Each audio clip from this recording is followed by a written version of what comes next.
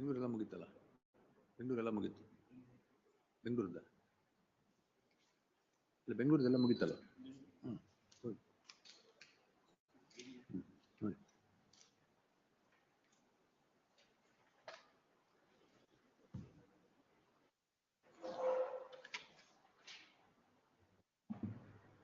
Number 23, Mahantesh Patil.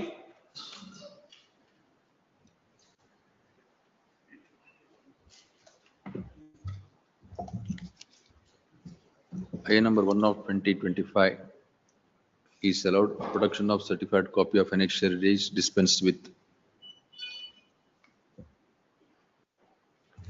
My lords, the petitioner is the class 1 contractor who has been issued, my lords, license to maintain the substations of my lords, JESCOM and other KPTCL entities.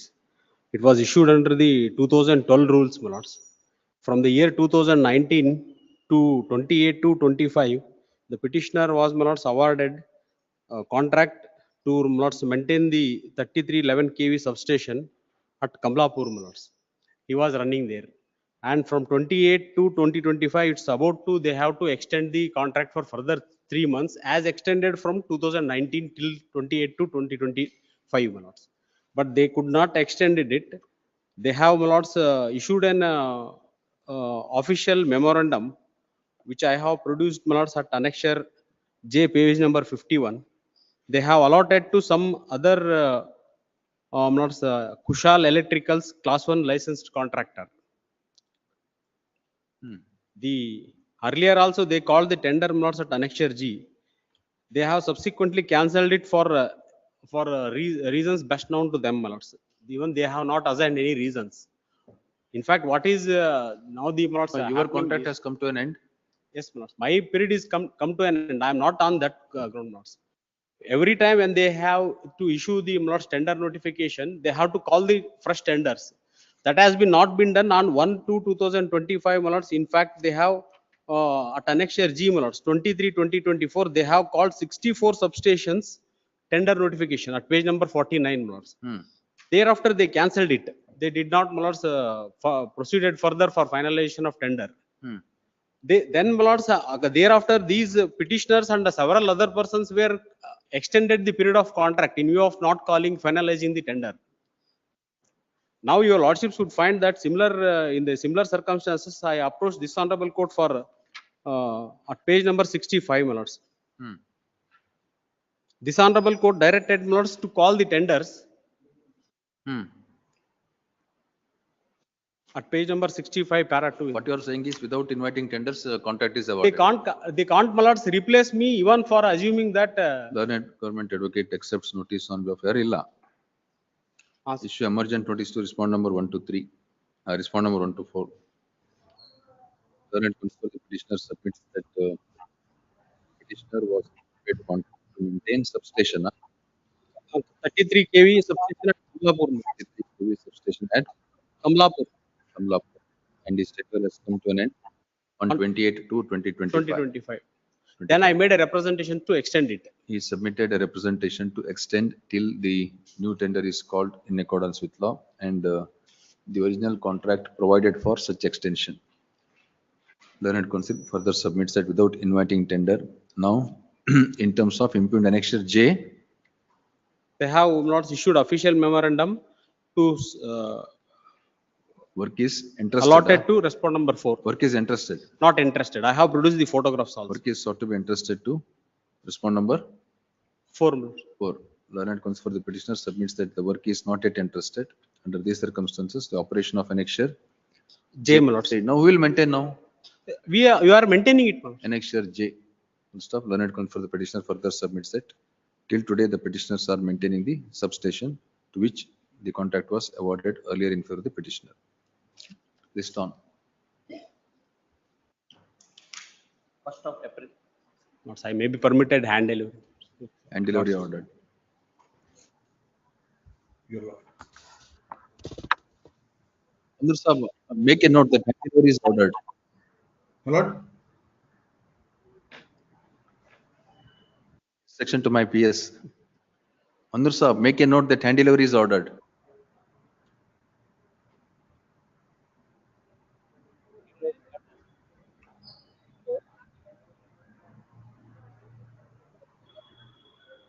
Your Lordship, passed over serial number 20, my lord. Wait. Okay. The preliminary hearing.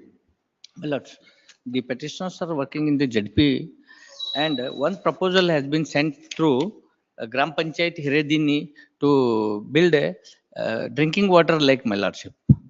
And kindly peruse the annexure A, which is at annexure, ink page number 19. That one, the wife of private respondent number 5 has gifted this property to the Gram Panchayati, sir. And the petitioners have taken the approval from the ZP and work done under Narega, my lordship. Thereafter, husband of the respondent number, private respondent has lodged a complaint that the said lake was built on the private land. Hence, the ombudsman has been initiated the inquiry and thereafter, as per annexure K, he has ordered to recover it, my lordship. Total number 21 lakhs rupees from out of 3 petitioners. Real owner is not disputing. Yes, my lordship. Real owner is not disputing. Ownership is disputed, my lordship, but long back it is the duty of the Gram Panchayat to verify the ownership, my lordship. Only I have received the proposal from the Gram Panchayat and sent to the ZP and ZP has approved to execute the work, my lordship. Who are you? This is not the case that something wrong has been done. No, who are you? I am the executive engineer and assistant executive engineer and another, my lordship. Learned Government Advocate accepts notice on behalf of respondent number One statement, 1 to 4. 1 to 5, na? illa 1 to 3. 1, 2, 3. 1 to 3. Emergent notice to respond number 4 to 6. Learned Counsel for the petitioner submits that as per the approval granted by the competent authority, Yes. the lake was the pond. Yes, sir. Drinking water lake. Drinking water pond. Pond was Built. constructed in the land No. which was transferred to the panchayat, Yes, ma'am. and the petitioners have no role in sanctioning the project. Yes, ma'am. Under these circumstances, it is submitted that the order to recover the expenses of the pond on the premise that the property belongs to a private property is erroneous. Considering the submission, operation of the impugned order is stayed till next date. Obliged. Therefore,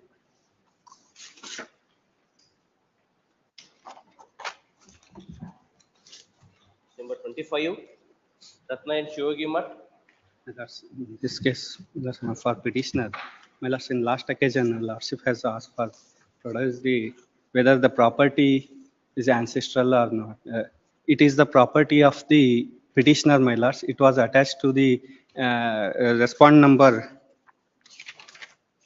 4 bank, my lords. how she Respond, acquired the property? When she acquired the property? please, my lords, say by virtue of the artist, my lords, it was standing in the name of the husband of the petitioner and the father of the respond number 5, my lords.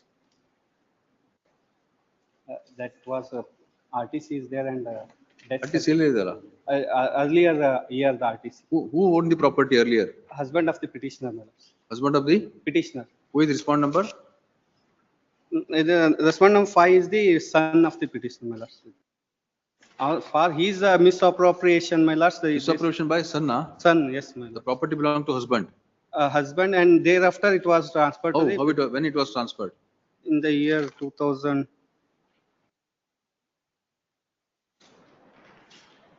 20, my lords, 21, Huh? 20, my lords, partition. When the proceeding was initiated? If it was the father's property, my lords, it was to his name.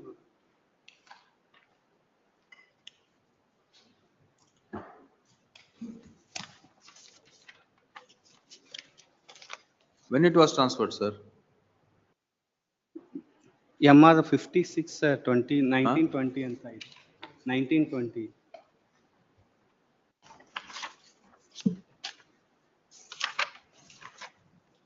Learned counsel for the petitioner submits that in terms of impugned order, the petitioner's property is sought to be attached. Alva? Yes, ma'am. It is her case that against respond number 5, who is her son. Yes. Proceeding is initiated under the provisions of the Karnataka Cooperative Societies Act. Alva?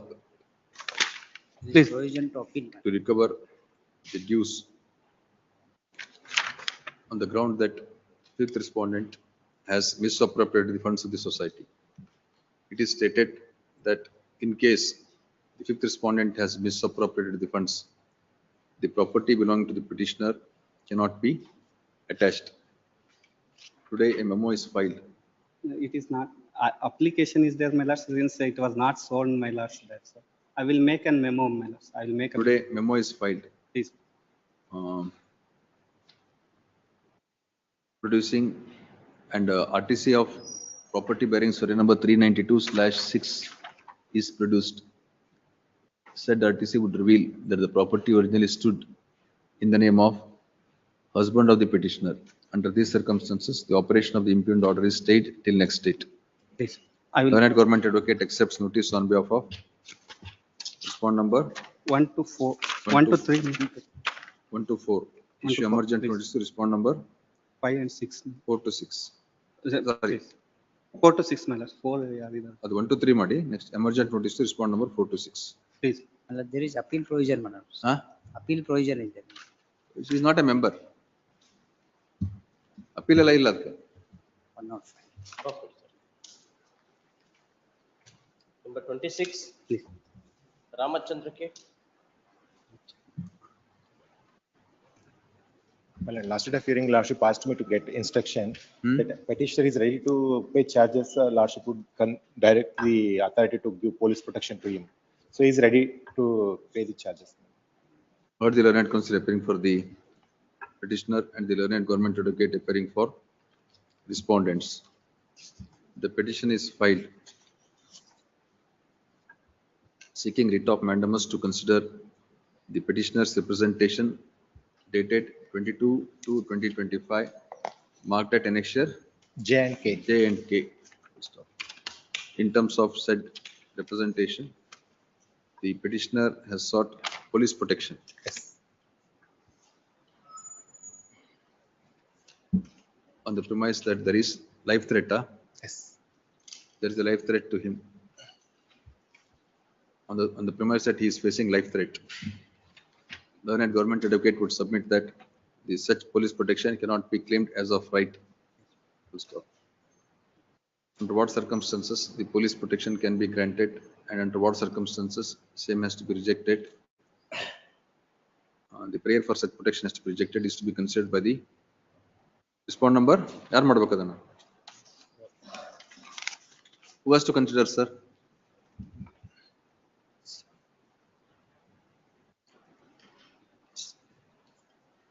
My lord said incident occurred before the Assistant Commissioner of Police only, my lord. ಯಾರು ಮಾಡ್ಬೇಕು ಅದನ್ನ? The competent authority. He has to provide, my lord. Huh? Assistant Commissioner of Police has to provide because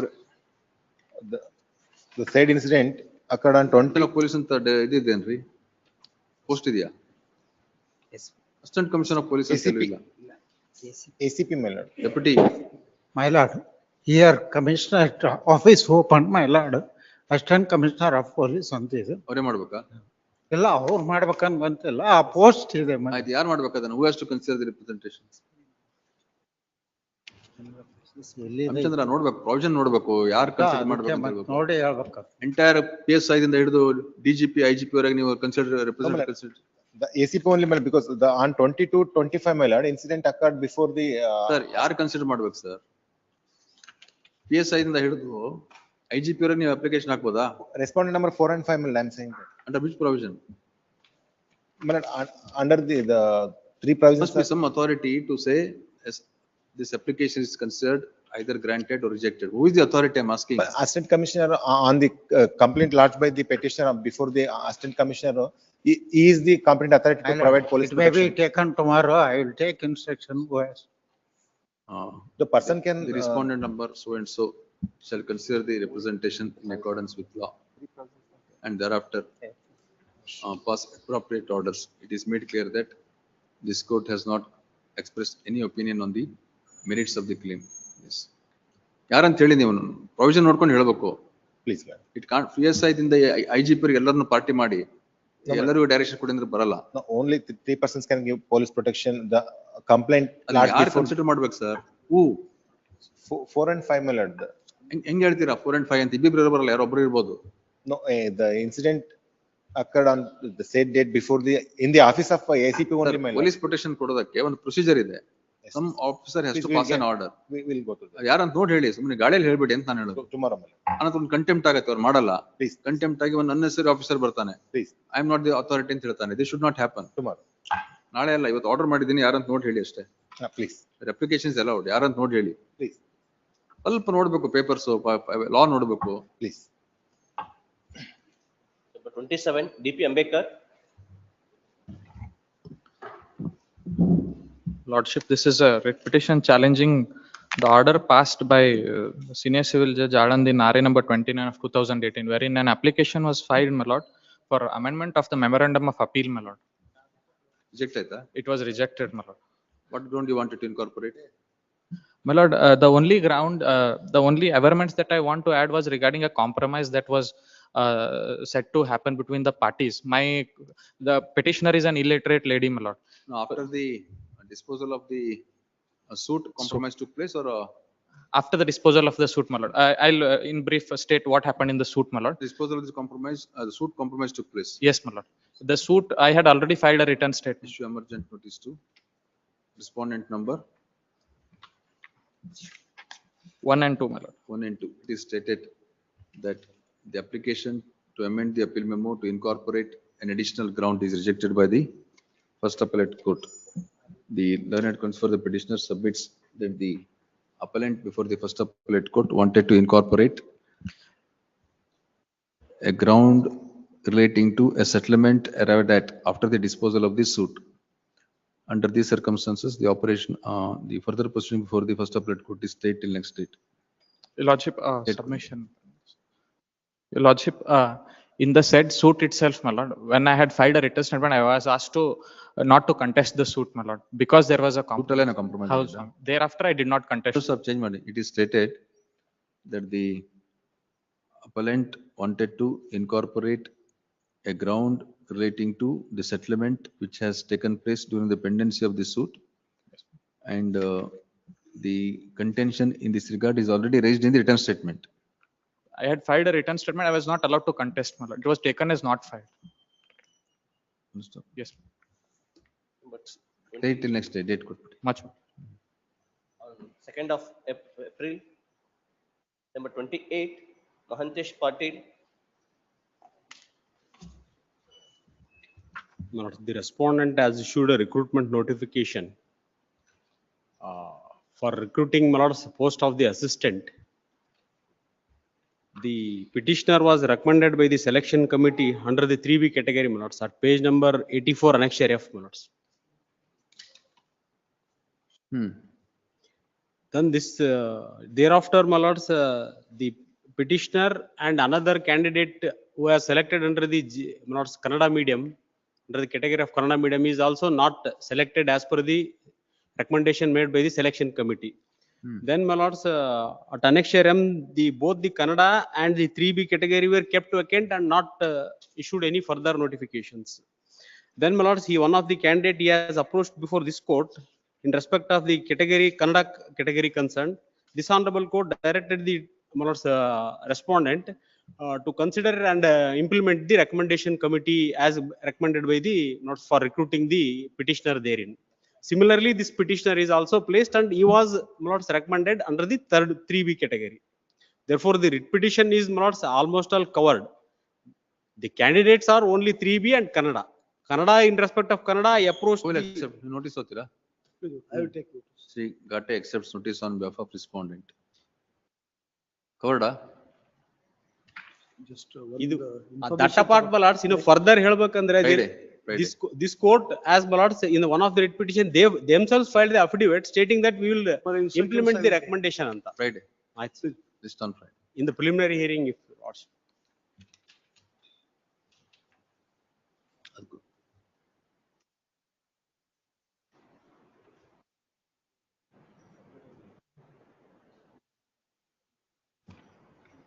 ಆಮೇಲೆ ನೋಡೋಣ ಅದ್ಯಾವುದೊಂದು ಇದಿತ್ತಲ್ಲ urgent sugar met. Password matter.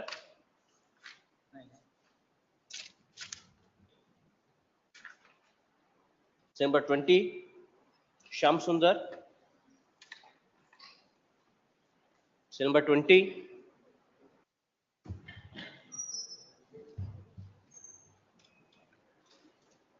Cell number 20, Sham Sundar.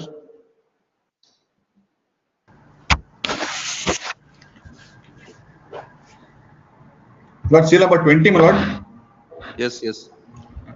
Your lordship would recollect, my lord, there are two petitions, my lord. In one matter, I've got an order, your lordship has passed an order permitting me to sell sugar to the extent of 50% No, of just my... no, just a second. What is the prayer made in the second petition? It is already granted, right? My lord, second petition is where I have sought for recovery certificate issued by the respondent number 1, my Understood. lord. Now your prayer is already granted. What is to be done now? My lord, main prayer has not been granted, my lord. I just have to, it has to be extended, my lord. This is stay for a period of 4 weeks. Non-petition.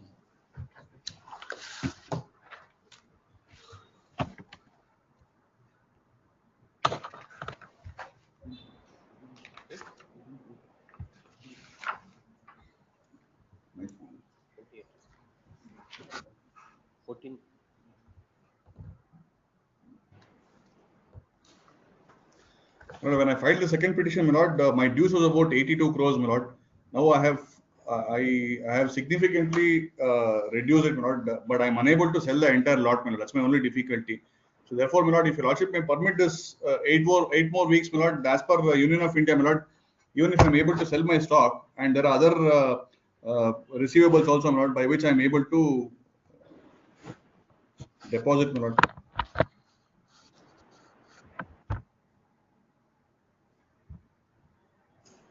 Objection ಹಾಕಿದ್ದೀರಾ?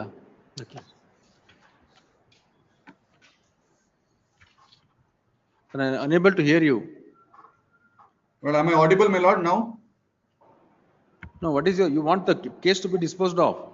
No, my lord, I just want this to be extended, my lord. What has been granted for 4 weeks in this petition, Lord, Only 200384. extension, only extension. Only extension they are seeking. Extension ಮಾಡಬಹುದಲ್ಲ? You Extension can file an application for this. It is stated that in terms of order dated 12/2/2025, 4 weeks time was granted to the petitioner to deposit 50% of the amount determined under the impugned order. How much time you want? My lord, I don't have any difficulty, my lord. As long as I'm able to sell it off, my lord, I'll pay it right now. How much time you want, sir? Lord, maybe if the Union of India permits me to sell it, I'll do it right now, my lord, next 1 week's time. As requested by the learned counsel for the petitioner, 10 days time granted to Well, 10 deposit. days, 8 weeks ಆಗಬೇಕಾಗುತ್ತೆ ಸ್ವಾಮಿ ಇದಕ್ಕೆ. 8 weeks, 8 weeks, because I have to sell it as per the arrangement that is being given in the other petition, my lord. I cannot sell more than 50%. 8 weeks time is granted to deposit the amount. Yes. See, you don't make an application for nothing. You simply seek extension. My lord, if I had got this order in the other petition, my lord, I would have sorted it out, my lord. You should make an application. You must make out a reason as to why you could not deposit the amount, why you need 8 weeks time. Lord, 8 weeks, my lord. My lord, in the other petition also, my lord, the order can continue, my lord. There's no difficulty in that, my lord. I will sell it off as per that. I filed the objections, my lord. I thought 8 weeks. See, next time onwards, if you want an extension, come out with a proper application. Very well, my lord. My lord, I apologize, my lord. I'll do You are that. submitting as if it's your entitlement. No, my lord. Sorry, my lord.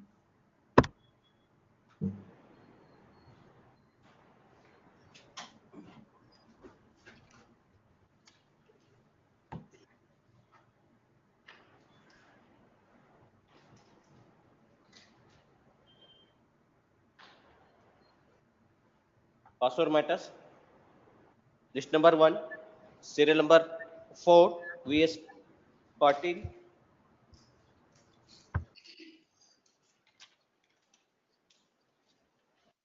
Number 4, Then appears even when the case is called out for the second time. 10 days time granted to do the needful. Seal number 6, Chaitanya Kumar Chandraki.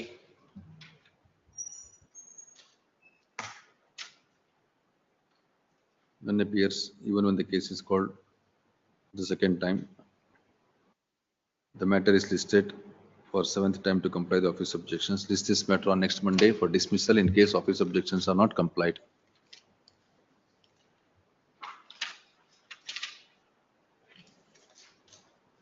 Seal number 10, Ganesh Kalaburagi. Needful done. Needful done. It is stated that needful is done, registered to proceed further. Seal number 15, SB Hangarki. Your Lordship, in this case, the appellants are not coming in contact, my lords. I had in fact issued a letter to them. I was filing a memo in that regard, ma'am. Learned for the appellant files memo seeking retirement. Seek review of the court. In that, I had issued them a letter intimating the order of this honorable court to take steps, my lords, but in spite of that, they are not approaching. Court to take steps. The order of this honorable court directing to take steps, but in spite of that, they have not approached till date. I just request 1 week, my lords. If they don't turn up, it could be dismissed for non-prosecution. To show my bona fides that I had informed the parties. I am filing this memo. Learned for the appellant files memo along with the letter addressed to the appellants.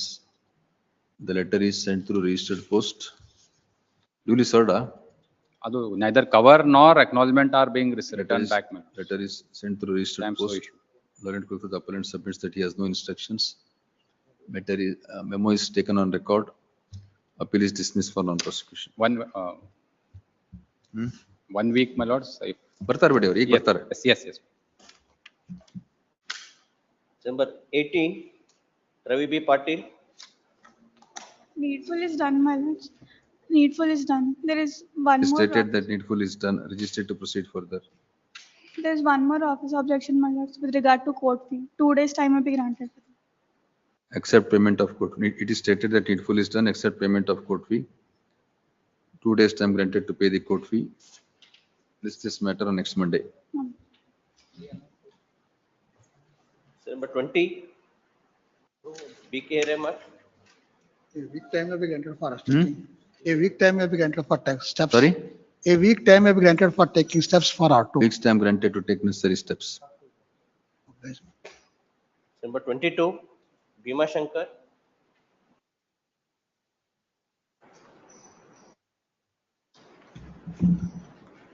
It was passed over for hearing on admission. It was passed over for hearing on admission. The respondent number 2 notice yet to be served. In fact, she is also the plaintiff before the trial court. Respondent number 2 is also the plaintiff before the trial court. My lords, the defendant's appeal on concurrent findings, my lords. Lord, the suit filed by the plaintiffs for declaration and injunction restraining the defendant from alienating the property. That was. And one of the defense is that this suit property has been purchased by the father of the plaintiff through an unregistered sale deeds.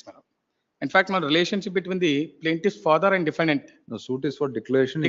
And injunction, my lord, with respect of restrainment of alienation. My lord. All right. Not to interfere or the relief of question was not declined. Declaration is granted. Declaration is granted. My lord. Appeal by defendants. What happened? The same, my lord, that dismissed. Yes. My lord. Here, my lord, that the father of the plaintiff and the defendant's father are natural brothers in relationship. And there was a partition. And as per personal law, my lord, that the property left behind by the father, my lord, that the father of the plaintiff, has to be divided in between the, my lord, that the defendant number 1 and the plaintiff, my lord. As per personal law, my lord, plaintiff is entitled for half share wound. And the defendant number 1 being a co-tenant, my lord, as per law. And such declaration cannot be granted against the co-tenant. No, property originally stood in whose name? It is, my lord, that it was allotted towards the share of father of the plaintiff. Towards father of the plaintiff. After his death? After his death, my lord. How the defendant will acquire right? My lord, that as per the shares, my lord, that's, the defendant number 1 being a residuary is entitled for half share. How he becomes a subsidiary? Yes, my lord, as per law only. May I pass on the schedule, my lord? Plaintiff is survived by whom? The daughter, my lord. Plaintiff's father. Yes, my lord. That is survived by whom? That is, see the daughter of the deceased, my lord, that Rasul Saab, plaintiff. There are 4 plaintiffs, sir. A plaintiff, they are the legal heirs of that daughter, my lord. Legal heirs of Allah Nabi. Nabuma. Huh? Nabuma. Legal heirs of Nabuma. And Nabuma, my lord, she is entitled to have half share only, my lord. How? My lord, this schedule, my lord, she The is, property belonged to Nabumana. father of the Nabuma. After the death of Father, my lord. She being a daughter is entitled to succeed only half share, my lord. remaining will go to whom? My lord, it is as a residuary, the defined number 1, my lord, who is the son of brother of that Rasul Sahib. ಅವ್ರಿಗೆ ಹೋಗುತ್ತಾ? Yes, my lord. ತೋರಿಸಿ.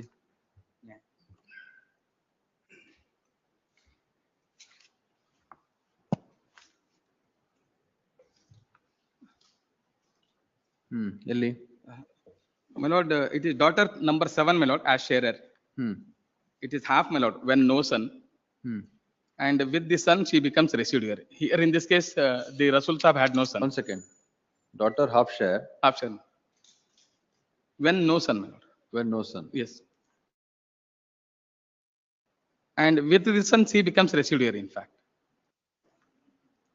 Sons ಇಲ್ಲ ಅಲ್ಲ ಇಲ್ಲಿ? ಇಲ್ಲ. So here the remaining, my lord, the residuary, second page mechanic. Number 9, my lord, that. Third Roman. ಮಧ್ಯಾಹ್ನ ಬರಲ್ವಾ? Full brother's son. ಮಧ್ಯಾಹ್ನ ಬರಲ್ವಾ? ಇಲ್ಲ sir. This case. Descendants of father. Yes. Full brother. Yes. Full brother's son. Full brother son ಎಲ್ಲಿದ್ದಾರೆ? Number 9, my lord. Full brother's son. ಮಧ್ಯದಲ್ಲಿ ಯಾರು ಇಲ್ವಾ? Here. In this case, that was the law, my lord, that in fact. ನಿನಗೆ ಯಾವ್ದು ಬಂದಿದೆ ಈಗ? For orders ಕಂತ ಇದೆ sir. Substantial question of law 2, my lord. Frame ಆಗಿಲ್ವಾ? ಇಲ್ಲ. ನೋಟಿಸ್ ಆಗಿದೆಲ್ಲ ಒಮ್ಮೆ. Notice 1, 3 and 4, sir. 2 ಯಾರು? 2 is the one of the sister of the other respondents. ಸೊರಬೇಕಲ್ಲ ಅವರಿಗೆ, ಸೊರಬೇಕಲ್ವಾ? Lord, since other respondents are also there. Who appears other side? None, my lord. Out of 4 respondents, 3 are served, alwa? They are the plaintiffs. There is no representation for them. One of the respondents, namely respondent number 2, is not yet served. Appellant to take steps for service of notice to second respondent. Heard the counsel for the appellant on admission. This appeal is against the concurrent finding in a suit for declaration and injunction. The plaintiffs sought the declaration that they are the absolute owners of the suitable property and sought injunction. The declaration is granted, injunction is refused. The appeal filed by the defendants is dismissed. Next para. Learned counsel for the appellants submits that appellants original plaintiff yaru? Original plaintiff is the daughter of Rasul Sahib, Nabuma. Original plaintiff's father? Rasul Sahib. Rasul Sahib was the absolute owner of the property. After his death, his only daughter, Nabuma, the original plaintiff, acquired half share. And under the personal law governing the parties, the remaining half share would go to the residuaries, namely the children of Nabuma's father's brother. Stop. The trial court ignored this position of law, so also the appellate court.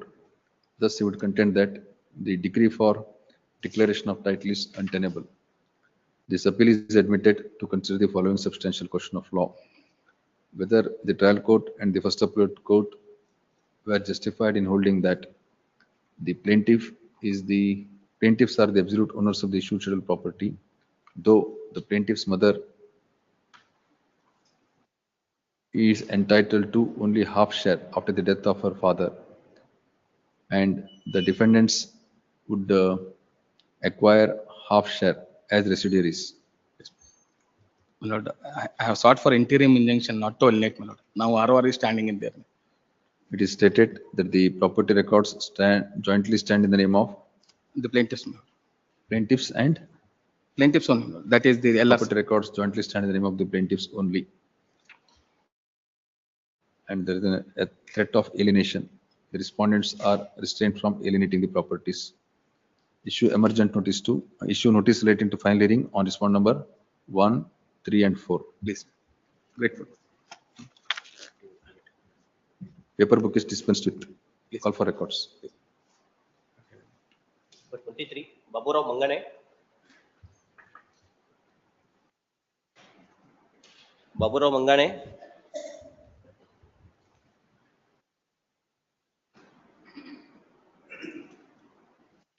And appears list after 2 weeks. Number 25, SB Hangarki. Lordship, in this case, to the pendency of the second appeal, my lords, respondent have sold their property to the respondent number 4, proposed respondent number 4, my lords. Notice okay, Notice has been issued, my lords. Its cert remained outside. The proposed respondent number 4 claims to have purchased the property during the pendency of the suit. In RSC. Appeal. Yes. Under these circumstances, application is filed to impede proposed respondent number 4. Notice was issued. Notice was not served. Notice was served. Notice is served, and respondent number 4 has remained absent. For the cause shown, respondent number 4 is impleaded as a party to the proceeding. Appellant to carry out amendment and to furnish amended appeal memo. Issue notice of appeal memo to respondent number 4. Yes.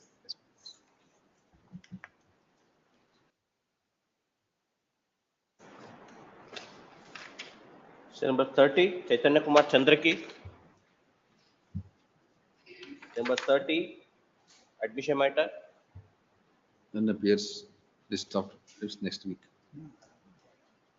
Number 31, RS Siddhapurkar. Appearing for the appellants in this matter, my lords. Suit for perpetual injunction. Plaintiff second appeal, my lords. Suit is dismissed and the regular appeal is also dismissed on the ground that declaration was not sought for by the plaintiff. But your lordship, in the written statement, my father's title is admitted by the defendants. They say that previously my father was the owner of the property. The property previously measured 4 acres. Subsequently, my lords, there was an alienation made by my father in favor of one Y Venkatesh, which was to an extent of 1 acre 20 guntas. So the remaining 2 acres 20 guntas was standing in the name of my father. Subsequently, my lords, by way of succession, I have inherited the property and I am in possession of the said property. The further plea, they have contended that they have come in possession by an unregistered sale deed, which was executed by my father. So the unregistered sale deeds are not produced before this court. They say that there were 2 sale deeds dated 21/8/2006 as well as 31/3/2015. Both the sale deeds were not produced. My suit is dismissed only on the ground that declaration is not sought for. Who appears for other side? Chaitanya Kumar Singh. Appeal is heard. The learned counsel appearing for the appellant. The appeal is admitted to consider the appeal is heard. The learned counsel appearing for the appellant. Learned counsel for the appellant submits that the appeal is against a concurrent finding in a suit for injunction. The suit is dismissed, so also the appeal. The court has dismissed the suit on the premise that the plaintiff has not sought the relief of declaration. Learned counsel would submit that the defendants have admitted the title of the plaintiff's father. Yes. And further, they claimed right over the property on the basis of unregistered sale deeds, which are not produced for the court. Under these circumstances, the appeal is admitted to consider the following substantial question of law: whether the trial court and the first appellate court were justified in dismissing the suit and appeal on the ground that the suit is not maintainable for want of relief of declaration. Not maintainable as the relief of declaration is not claimed. Yes. Paper book within 8 weeks. It may be dispensed with. Paper book is dispensed with. The records may be called for. Call for records. Obligation. Number 36, Satyanarayan Mukund Bhatt.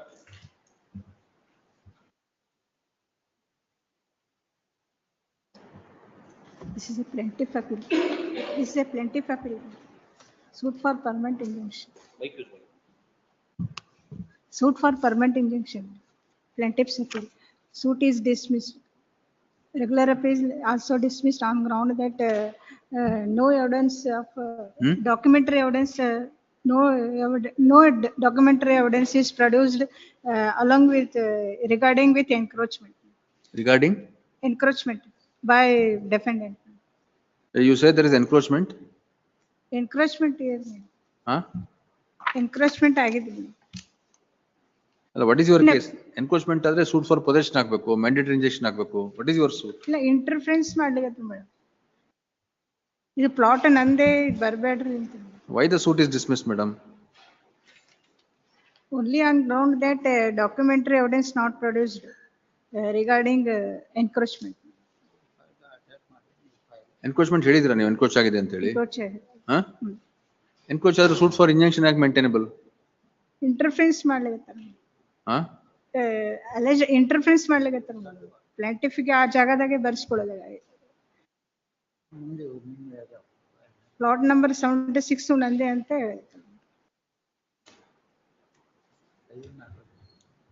Other side ಬರ್ಲಿ ನೋಡೋಣ. Notice ಆಗಿಲ್ಲಲ್ಲ? Notice ಆಗಿದೆ. ಆಗಿದೆಯಾ? ಹಾ, ವಕಾಲತ್ತು file ಮಾಡಿ. Who Sagar. appears? Sagar Ramachandra. ಹಾ? ಸಾಗರ್ ರಾಮಚಂದ್ರ. ಸಾಗರ್ ರಾಮಚಂದ್ರ ಬರಲ್ವ ಅವರು? ಕಾಲ್ for records. Records ಬಲ್ಲಿ ನೋಡಿ. Call for records. Madam status quo maintain. ಏನ್ ಸ್ಟೇಟಸ್ ಕೋ? ಸ್ಟೇಟಸ್ ಕೋ ಆಗಿದೆ, ಕಂಟಿನ್ಯೂ ಮಾಡಿ. Status interim order granted earlier stands extended till further orders.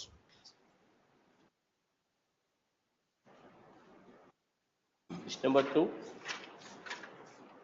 serial number 3, Rathod Subhash Chandra Desu. Needful done, my lord. Needful done. It is stated that needful is done, registered to proceed further. Number 4, A week's time may be granted for complying office objection. A week's time may be granted for complying office objection, my lord. 4 4. weeks time granted. Obliged.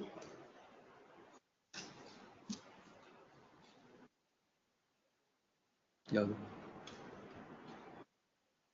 ತಗೊಳ್ಳಿ.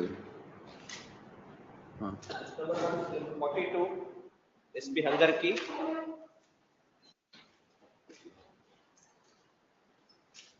ಬಂದಿಲ್ವಾರು?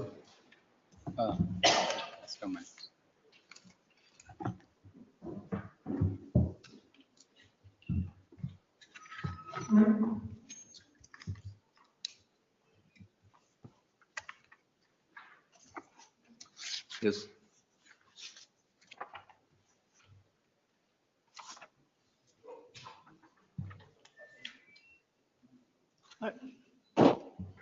Yes, concluded. Yes, argued. Yes. Here the suit for partition and separate position was filed by two plaintiffs. ತಗೊಳ್ಳಿ ಹಂಗಾರೆ. Yes, ma'am. The suit of the plaintiff was dismissed, Your Honor. The case of the plaintiff was that the plaintiff number 1 and 2 are daughters of one Nilamma, who is a sister of Basoraj, that is defendant number 1. And other defendants, that is defendant number 2, 3, 4 are also daughters of Nilamma, that is real sisters of the plaintiff. They had sought partition in the property belonging to one Gadgyappa of Jawargi Taluka. It was their contention that Nilamma is the real sister of Basoraj. But in written statement, it was my specific contention that this Nilamma and Basoraj, Nilamma is the uterine sister of Basoraj only. Mother is same, but father is different. The mother of this Basoraj and Nilamma, that is Dhulamma, was married to one Bakkappa of village Garampalli. There, this Dhulamma gave birth to Nilamma and one son. One son died when he was born. As soon as he was born, Nilamma, when Nilamma was 5 years, the father, that is that Bakkappa, expired. So this Dhulamma, accompanied with the daughter, only daughter Nilamma, came to her native, that is Chittapur. This Dhulamma was also having one elder sister, and there was no any male issue. So she started residing with that elder sister Shivlingamma. At that time, this Nilamma was matured and she was given in marriage to Tippanna, and Dhulamma, her mother, also took up second marriage with Gadgyappa of Jawargi village.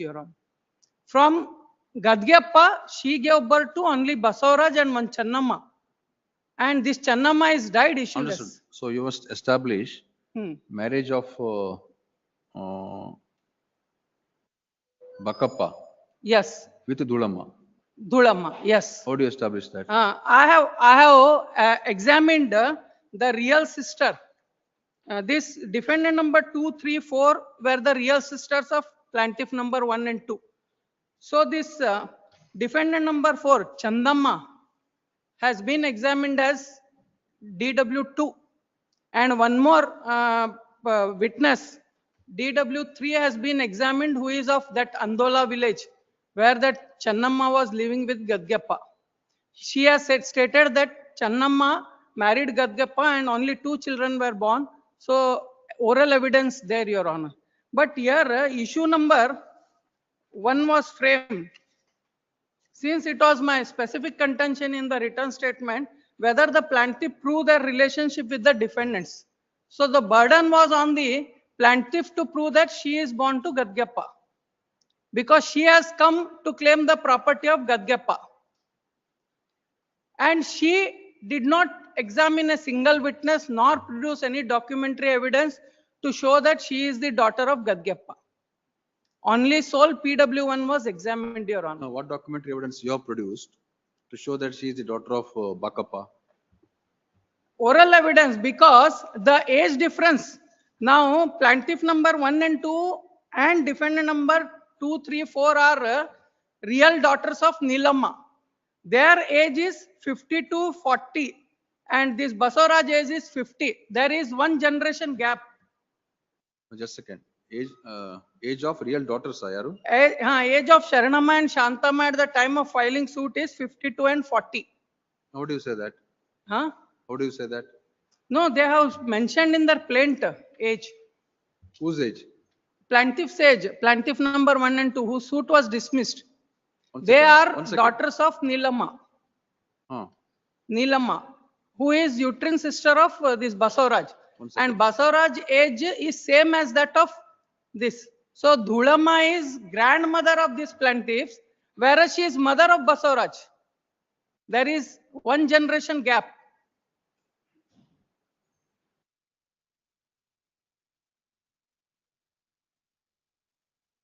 Dhulamma is second wife of Gadgyappa.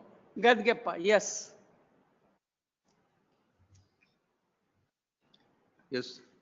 So that Basavaraj is same age of Neelamma's children. Dhulamma is not the second wife of Gadgyappa. According to their case, Dhulamma was earlier married to one Bakappa, then she married with Gadgyappa. So Gadgyappa had only a wife by name, that is Dhulamma itself. Again, there is no, again, this Gadgyappa doesn't have 2 wives. Dhulamma is wife of Bakappa, na? First she married Bakappa, after death of Bakappa. That's their case, my lords. That's yes, their case. That is my case. 1 second. According to them, Bakappa married Dhulamma. No, according to this. And had a daughter by name Neelamma. Yes, that's then the case. Bakappa died. Then Dhulamma married Gadgyappa. So who is this Malamma? They have wrongly mentioned it. Malamma and this Dhulamma would be the one and same person. One and the same, huh? Yes. What is your case? So my case is, my lords, that this Gadgyappa, it is not that Dhulamma or Smalappa had married to Bakappa. What the story that they have come up with, that she was already married to Bakappa, then Bakappa died, then after that death, then she comes and marries to this Gadgyappa. What all the story has been stated by these defendants, it's all not true. This Gadgyappa had married Dhulamma, and out of that wedlock, all three children were all right. born. Now, how do you explain this plaintiff number 1 and 2? Plaintiff number 1 is age 52. Yes, my lords. If she is daughter of Neelamma, she is daughter of Neelamma. Yes, my lord. How Neelamma's brother would be 52? My lords, that's age given by the parties, my lords, and these parties are all illiterate. The lordship can, even if produced to their cross-examination, my lords, that's all they have put the thumb impression.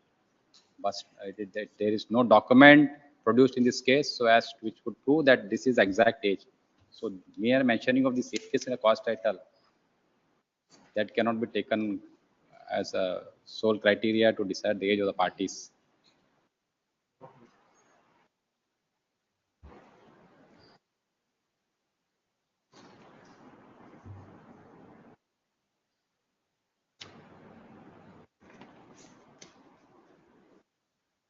For they admit, my lords, that I am their sister, but they come up with the pleading saying that I am uterine sister. Then they say that there was one person by Shiv Gangamma. Then they say one Bakkappa.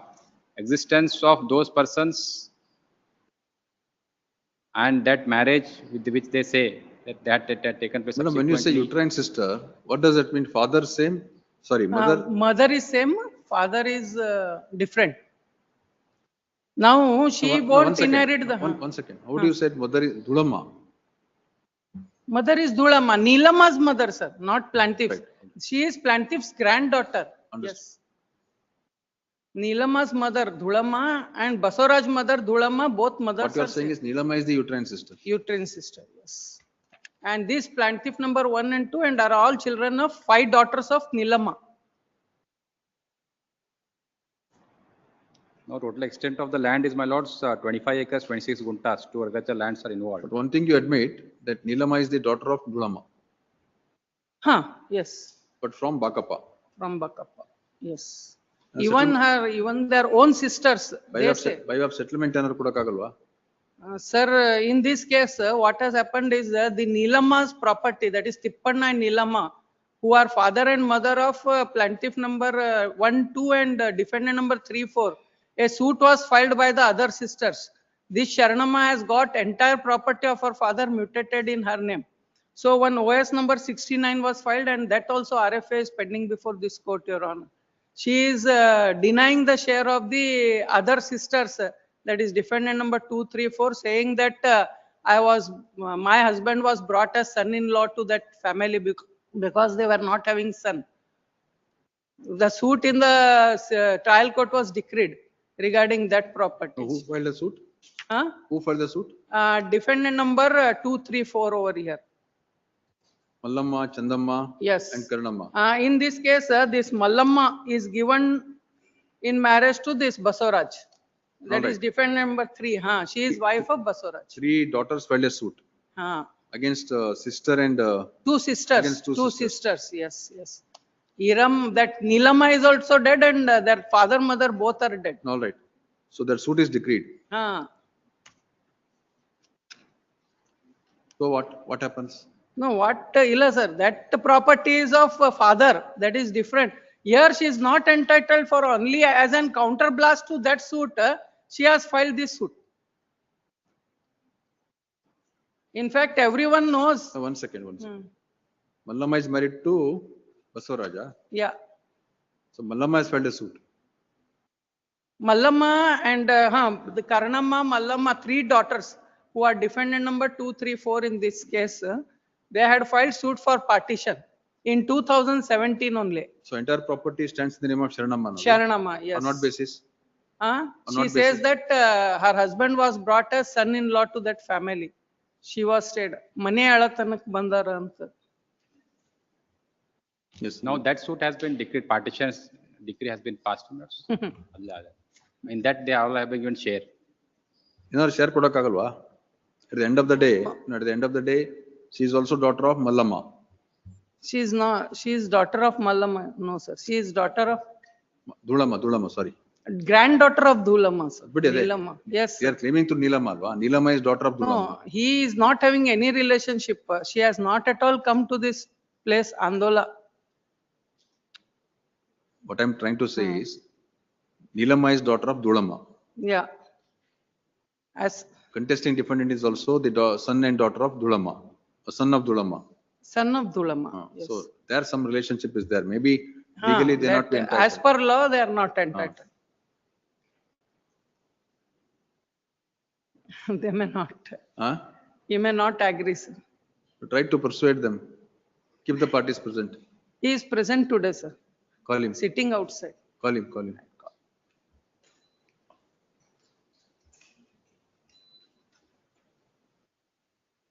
You should not insist for property, monetary compensation.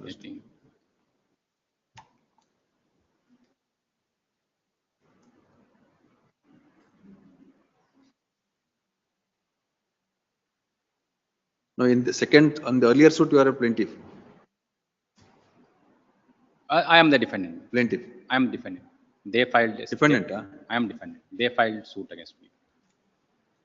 That exhibit D 49 and 50 minutes. P 49 50 exhibit.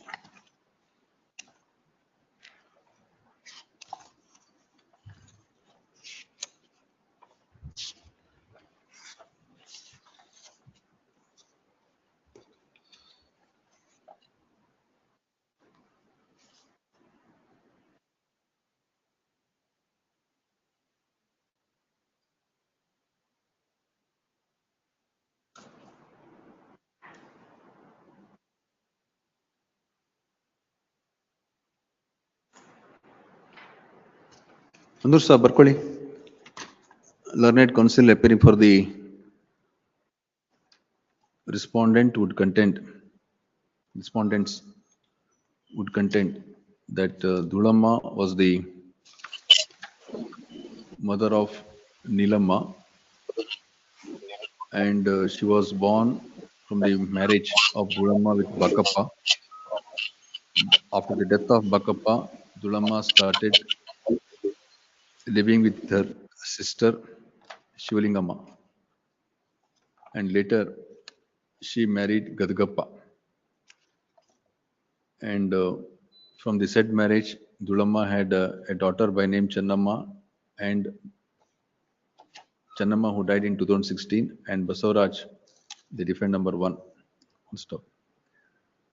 It is the further contention that Nilamma is the sister of Basavaraj, cannot be accepted from the age mentioned in the cause title of the plaint, wherein plaintiff Sharanamma, who is the daughter of Nilamma, is shown as was aged 52 when the suit was filed, and defendant number 1, Basavaraj, was aged 50. If Basavaraj was aged 50 and plaintiff Sharanamma was aged 52, then it cannot be said that Nilamma is the sister of Basavaraj. Full stop. At the most, Nilamma can be considered as the uterine sister of Basavaraj, as Mother Dhulamma gave birth to Nilamma from Bakappa, her husband, her first husband, and Dhulamma gave birth to Basavaraj from her second marriage to Gadigappa. Full stop. Referring to these circumstances, it is urged that the plaintiff's claim that Nilamma is the daughter of Gadigappa is not established. Yes, what he says? He says no, if any monetary. ಯಜಮಾನ್ರೆ, ಮುಂದೆ ಬನ್ನಿ.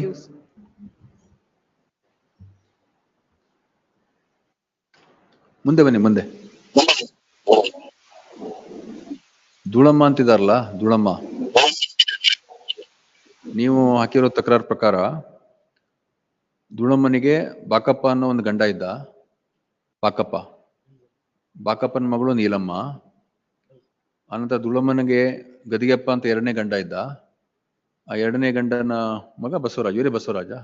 ಬಸವರಾಜ್. ನೀವು ಬಸವರಾಜ್ ಅಂದ್ರೆ ನಿಮ್ಮ ತಂದೆಗೆ 2 ಹೆಂಡತಿ ಅಲ್ಲ, ಸಾರಿ, ತಂದೆಗೆ ಧೂಳಮ್ಮ ಒಂದೇ ಹೆಂಡತಿ.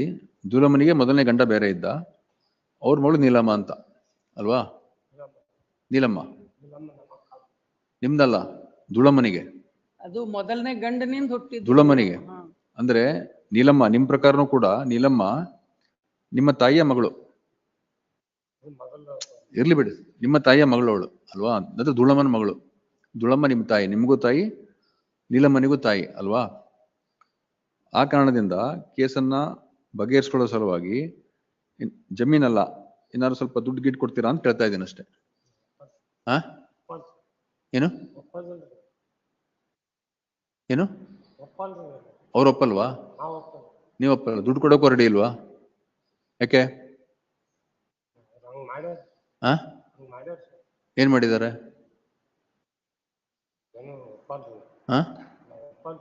ಯಾಕೆ ಹೇಳ್ತಾ ಇದ್ದೀನಿ ಅಂತಂದ್ರೆ, ನಿಮ್ಮ ತಾಯಿದೆ ಮಗಳವಳು ಯಾರು? ನೀಲಮ್ಮ. ಆ? ಅದೇ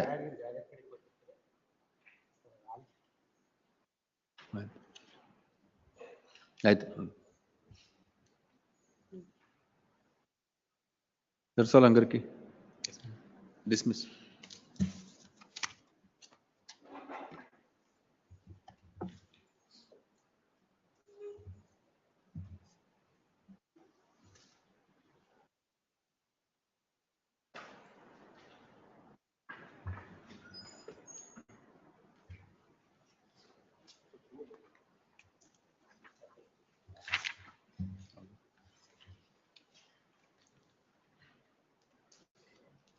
Pitta. List number 2, seal number 69, Sanjay A. Patil.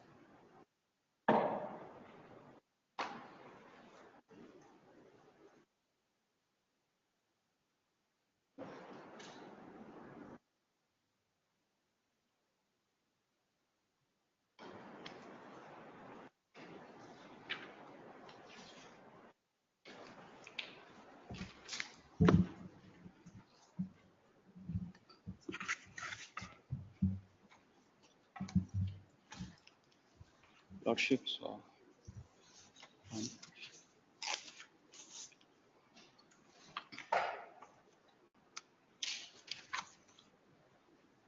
Yes.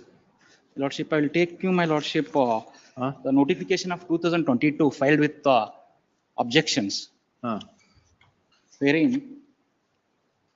at page number 9, page number 9 of statement of objection document R3, third line, my Lordship. 23/9/2016 ಮಾರ್ಗಸೂಚಿಗಳನ್ನು ಮತ್ತು ಅರ್ಹತಾ ಮಾನದಂಡಗಳನ್ನು ಪರಿಷ್ಕರಿಸುವ ಕ್ರಮ ಕೈಗೊಳ್ಳಲು ಸೂಚಿಸಿರುವ ಹಿನ್ನೆಲೆಯಲ್ಲಿ ಅಂಗನವಾಡಿ ಕಾರ್ಯಕರ್ತರಿಂದ ಸಹಾಯಕರು ಆಯ್ಕೆ ಮಾಡಲು ಹೊರಡಿಸಲಾದ ಸಂಖ್ಯೆ 14 ಓದಲ ಆದೇಶ ಕೆಲವು ಸೇರ್ಪಡೆ ಮತ್ತು ತಿದ್ದುಪಡಿಗಳನ್ನು ಮಾಡಿರುವುದರಿಂದ ಅವುಗಳನ್ನು ಅಳವಡಿಸಿಕೊಂಡು ಅಂಗನವಾಡಿ ಕಾರ್ಯಕರ್ತರು ಮತ್ತು ಸಹಾಯಕರು ನೇಮಕಾತಿಯನ್ನು ಆನ್ಲೈನ್ ಮುಖಾಂತರ ಮಾಡಲು ಅನುಕೂಲವಾಗುವಂತೆ ಮಾರ್ಗಸೂಚಿಗಳನ್ನು ಪರಿಷ್ಕರಿಸಿ ಸರ್ಕಾರ ಪ್ರಸ್ತಾವನೆ ಸಲ್ಲಿಸಿರುತ್ತಾರೆ. And next my lordship, next paragraph, ಪ್ರಸ್ತಾವನೆಯಲ್ಲಿ ವಿವರಿಸುವ ಅಂಶಗಳ ಹಿನ್ನೆಲೆಯಲ್ಲಿ ರಾಜ್ಯದಲ್ಲಿನ ಅಂಗನವಾಡಿ ಕೇಂದ್ರಗಳಿಗೆ ಅಂಗನವಾಡಿ ಕಾರ್ಯಕರ್ತರು ಸಹಾಯಕರೇ ಆಯ್ಕೆಯನ್ನು ಆನ್ಲೈನ್ ಮುಖಾಂತರ ನಡೆಸಲು ಈ ತಕ್ಷಣದಿಂದ ಜಾರಿಗೆ ಬರುವಂತೆ ಹಾಗೂ ಮುಂದಿನ ಆದೇಶವರೆಗೆ ದಿನಾಂಕ 23/9/2017 ಆದೇಶದಲ್ಲಿನ ಮಾರ್ಗಸೂಚಿಗಳನ್ನು ಈ ಆದೇಶಕ್ಕೆ ಲಗಸಿರುವ ಅನುಬಂಧದಲ್ಲಿರುವಂತೆ ಪರಿಷ್ಕರಿಸಿ ಆದೇಶಿಸಿದೆ. So whatever the annexures added to this notification was passed in 23/9/2017. And my Lordship, the document 17 and the document modified 23/9/2017. That was modified on 3/12/2022. No, in 3/12/2022 again this was carried forward. So read it properly. ಪ್ರಸ್ತಾವನೆಯಲ್ಲಿ ವಿವರಿಸಿರುವ ಅಂಶಗಳ ಹಿನ್ನೆಲೆಯಲ್ಲಿ ರಾಜ್ಯದಲ್ಲಿನ ಅಂಗನವಾಡಿ ಕೇಂದ್ರಗಳಿಗೆ ಅಂಗನವಾಡಿ ಕಾರ್ಯಕರ್ತೆ ಸಹಾಯಕಿಯರ ಆಯ್ಕೆಗಳನ್ನು online ಮುಖಾಂತರ ನಡೆಸಲು ಈ ತಕ್ಷಣದಿಂದ ಜಾರಿಗೆ ಫಾಸ್ಟ್ ಬರುವಂತೆ ಓದ್ಬೇಡಿ ಸ್ಲೋ ಆಗೋದಿ. ಆನ್ಲೈನ್ ಮುಖಾಂತರ ಈ ತಕ್ಷಣದಿಂದ ಜಾರಿಗೆ ಬರುವಂತೆ, this is one part. Next, ಹಾಗೂ ಮುಂದಿನ ಆದೇಶವಾಗುವವರೆಗೆ ದಿನಾಂಕ 23/9/17 ಆದೇಶದಲ್ಲಿನ ಮಾರ್ಗಸೂಚಿಗಳನ್ನು ಈ ಆದೇಶಕ್ಕೆ ಲಗತ್ತಿಸಿರುವ ಅನುಬಂಧದಲ್ಲಿ ಪರಿಷ್ಕರಿಸಿ ಆದೇಶಿಸಿದೆ. ಪರಿಷ್ಕರಿಸಿ. So that is modified. And the modification is ಇತರ ಷರತ್ತುಗಳು. And it is of conditions. My lordship, if you go to the notification of 2018, which I have provided, my lordship, with there is separate. Now, how 2018 guidelines would be relevant My lordship, here in this preamble, there was a request made by the association of all the teachers. Whatever may be the request, the modification is dated 3/12/2022. You have to go by 3/12/22 to guidelines. But my What is lordship, prevailing now is 3/12/22 to guidelines. the guidelines was passed by the deputy secretary, my lordship, and these 2022 is under secretary, my lordship, and the guidelines will prevail over the other conditions. And also, my lordship, when there was a transfer order, first transfer order, the respondent number itself, she has not challenged, my lordship. Sir, you tell me, under the modified guidelines, how are you protected? What is before us is, or what is now, It is a contrary, my what is lordship, now operating is the guideline dated 3/12/2022. Anything in the guideline dated 3/12/2022 that comes to your rescue, point out. But there is ambiguity in, my lordship, because the guidelines are guidelines is a separate, my lordship. This notification is in respect of the appointment rules, my lordship, 2022.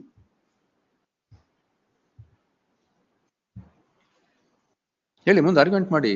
So, my lordship, and again my contention, my lordship, I want to produce some documents, my lordship.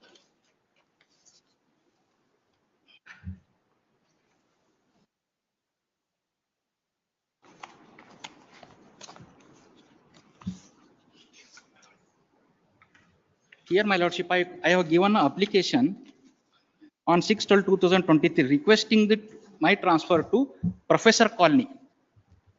Page number 1, my lordship, document number 1. 1 second.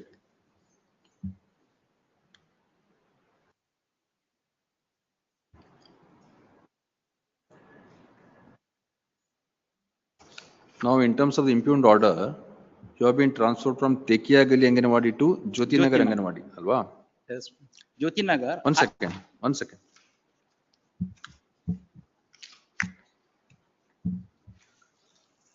This is order dated 10/12/2024. Please.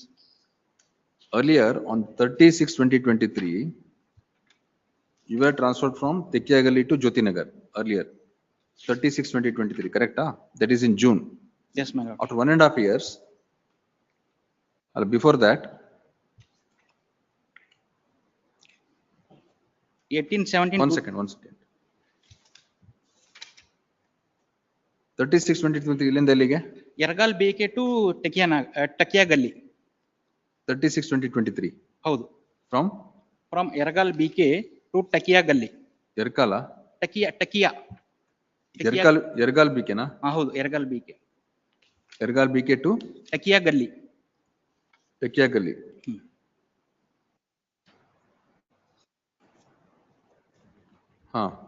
On 18/7/2014 from 1 second. This is on 36/2023. 3/6/23. 3/6/2023. 3 ಅದು? ಹೌದು, 3/6. From Yargal BK to Tekiyagali.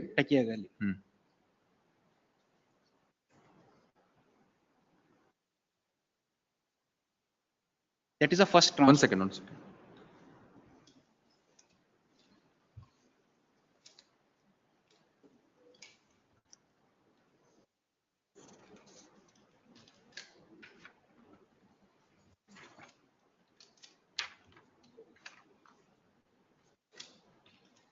Yarguppana Yargana ಅದು? Yaragalla? ಹೌದು.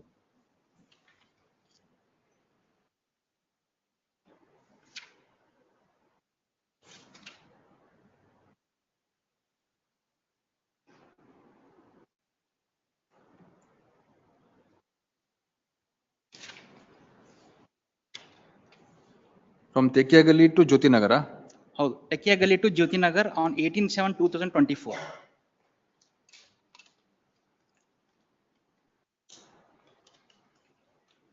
And this order was recalled Recalled. in terms of impugned order. Please. Alva?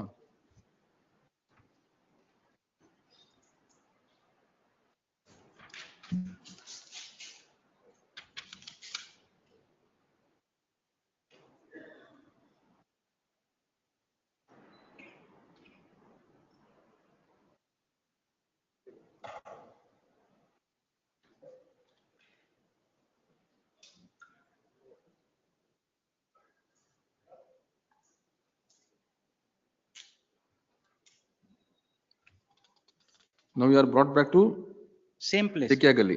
Tekiagalli. You have been brought back to Tekiagalli. Tekiagalli and respondent. One minute.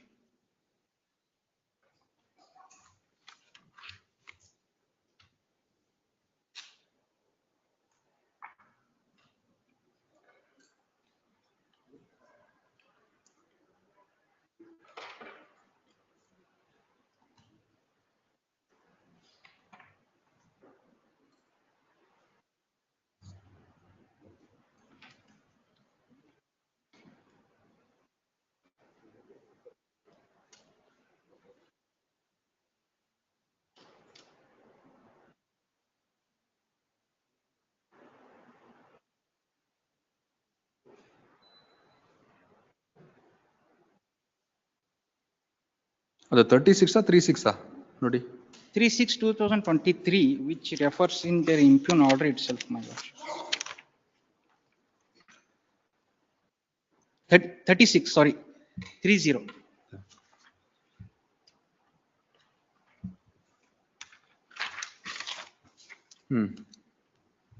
Yes. Heli.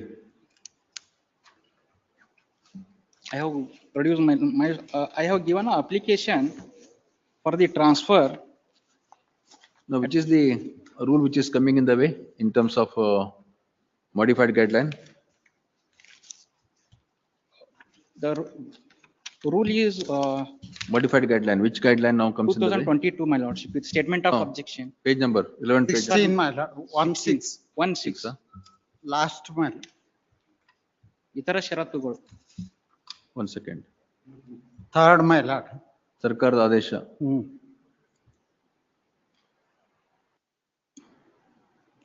ಒಂದು ಸ್ಥಾನ 3 ವರ್ಷ. Yes, understood. 3 ವರ್ಷ ಅಂತಾರೆ. Yes, all right. ಹೇಳಿ. So the application which I given to the respondent state for the transfer from Ergal BK to Professor Colony Sindhi, my lordship, at page number 1, document number 1, and subsequently page number 2 and 3 are the complaint letters from the Tekiagalli residents to the respondent number 3 and 4 against the respondent number 5 with in respect of against the respondent number 5, my lordship. Only for the interest of the residents of Tekiagalli, I have not requested for Jyoti Nagar. I have requested for the Professor Colony. So keeping in the mind of the complaint of the residents of Tekiagalli, respondent has been transferred to the from Jyoti Nagar to Tekiagalli, and I am transferred from Tekiagalli to Jyoti Nagar. And in the transfer order, they mentions reference my application. My application is to the Professor Conley, and after the subsequent when the transfer order is passed, respondent number does not challenge a transfer order. So there is no locus standi to her to file the application for the vacating of this stay. She never challenges the which transfer order, first transfer order. So till date she has not reported, my lordship. And the respondent number 4 issued the memo to her to go and join. I have also produced the attendance.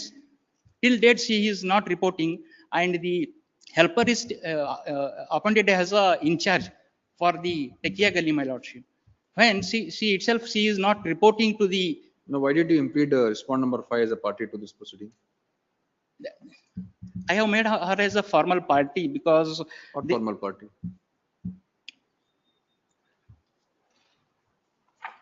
When you say she has no locus, why do you make her as a party? If she would have agreed by the order of transfer, she would have challenged, my lordship, the first order. No, Annexure B is the order of transfer. transfer. Ah. She is not at all agreed by that, and till date she has not reported, in spite of giving us so many memos and notices. And she, So she has filed an application for vacating.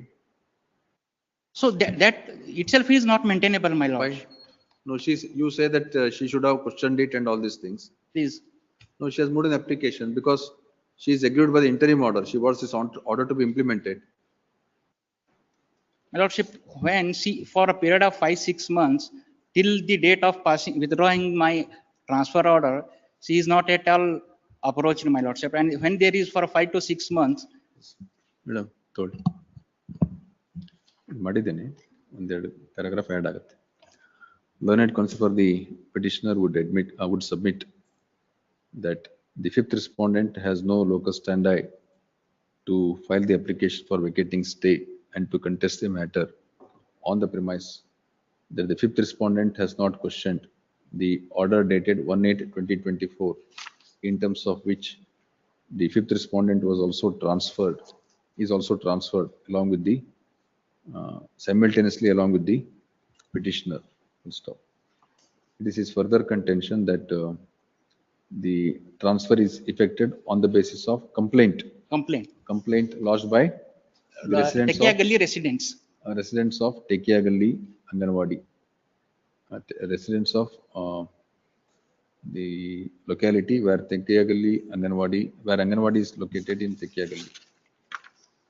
Residents of Tekiagalli estate. This court has considered the contentions. Full stop. And peruse the records. Full stop. The contention that the fifth respondent has no locus standi to move the application to vacate the interim order has to be rejected. Noticing the fact that the fifth respondent is also a necessary party, the petitioner has impleaded the fifth respondent. And in terms of the interim stay order granted by this court, the operation of Annexure B, that is the transfer order dated 1/8/2024, transferring the petitioner and the fifth respondent, is stayed merely because the fifth respondent has not questioned the transfer order. It does not mean that the fifth respondent has no locus. Fifth respondent is the beneficiary. If the fifth respondent is the beneficiary of the order dated 1/8/2024, there is no need for the fifth respondent to question the order dated 1/8/2024. You are ready to go to Tekiagalli, Alva? You are ready to go to Tekiagalli. Lord, I'm ready to, Lord, to stay in the place, Lord, where I was earlier. No. You have been transferred to Tekiagalli. Yes. Yes, Lord. Lord. You have not questioned that. I want to, Lord. You filed application for vacating. Yes, Lord. I filed for vacating. Because operation of Annexure B is stayed. Yes, Lord. He has challenged, Lord. No, if order is vacated or if the petition is dismissed, you are supposed to go to Tekiagalli. No, Lord. Jyoti Nagar. No, sir. Right now you are working in. No, right now, Lord, I have been posted, Lord, in his place, in her place. Sorry. Annexure B allado. Annexure A. Madam, Annexure B andela nanu. 1/8/2024. Sorry, which is the order called in question? Annexure B or Annexure A? They are called in question, Lord. Annexure G. G, na? Page number 31. One second. Page number 31. One second. So Annexure G Yes, ma'am. restores the earlier order. Yes, ma'am. Yes, Lord. Restores the earlier order. Dated 18/7/2024. Yes. Alva? Yes. 18/7/24 alva? Allah. Lord, it restores the order. Yes, my lord. 18/7. It is a rest. 1/8/2024, my lord. Page number 15.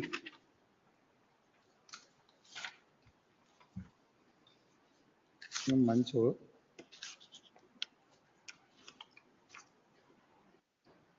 it restores. No, 18/7 order is recalled now.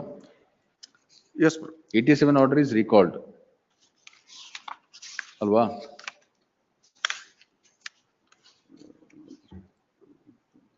ಯಾರು ಮನೇಲಿ file ಓದಲ್ಲ. This is very sorry state of affair. My lord, here, Page number 15, my lordship. ಕಾರ್ಯಾದೇಶ ದಿನಾಂಕ 1/8/2024.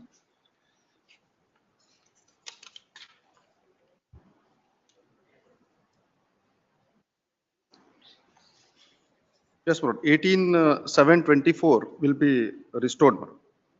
R4.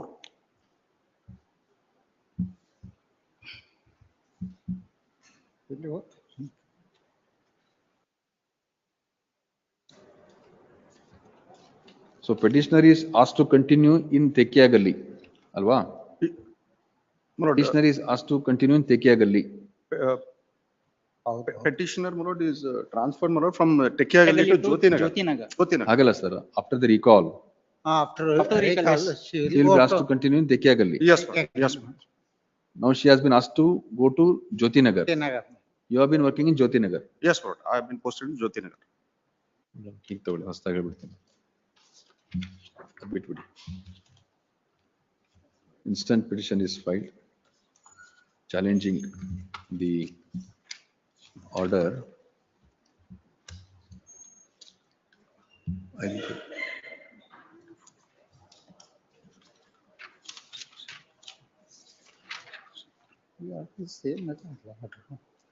Dated 10/12/2024. Fine. Respondent number. Who passed this order? Annexure G. Respondent number 4, my lord. Respondent number CDPO. 4. Full stop. In terms of the said order, the respondent number 4, referring to the government order dated 3/12/2022, has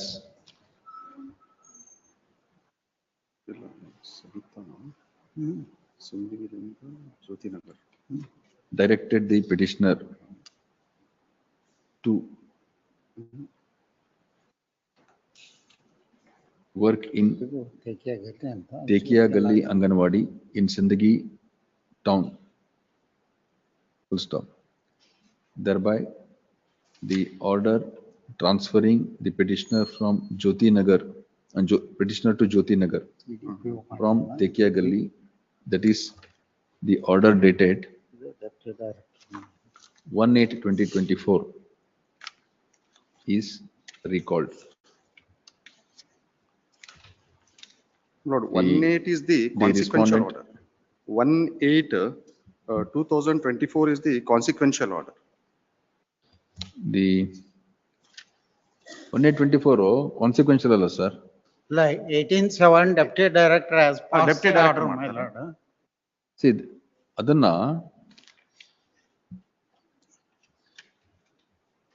ಅದ reference ಇದೆ ಮೇಲೆ ಇದರಲ್ಲಿ. ಆಗಲ್ಲ sir. ಅವ್ರಿಗೆ ತೆಕ್ಕಿಯಾಗಲಿಂದ ಜ್ಯೋತಿನ transfer ಮಾಡಿದ್ದು ಅದೇ ಅಲ್ವಾ? Same order ಅಲ್ವಾ?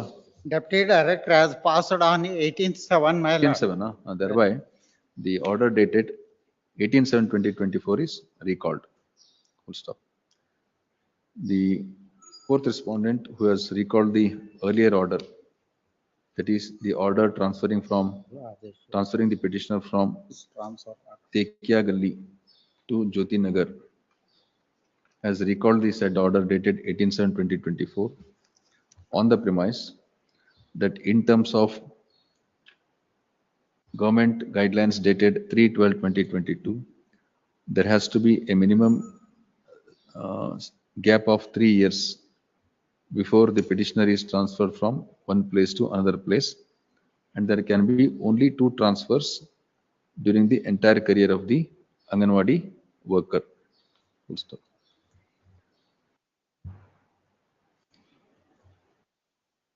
The certain facts relating to the case can be summarized as under.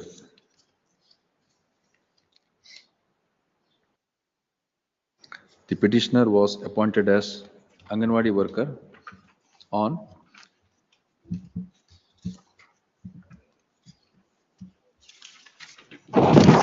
Appointed on ಯಾವಾಗ ಅಪಾಯಿಂಟ್ಮೆಂಟ್ ಆಗಿದ್ದು? 18/8/2010. 18/8/2010. And Yelli, Yaragal BK. Yaragal BK. in Yaragal BK Anganwadi. First appointment. Full stop. Later, on 18/7/2024, Alva? My lord, 30, Annexure R1, 36/2023.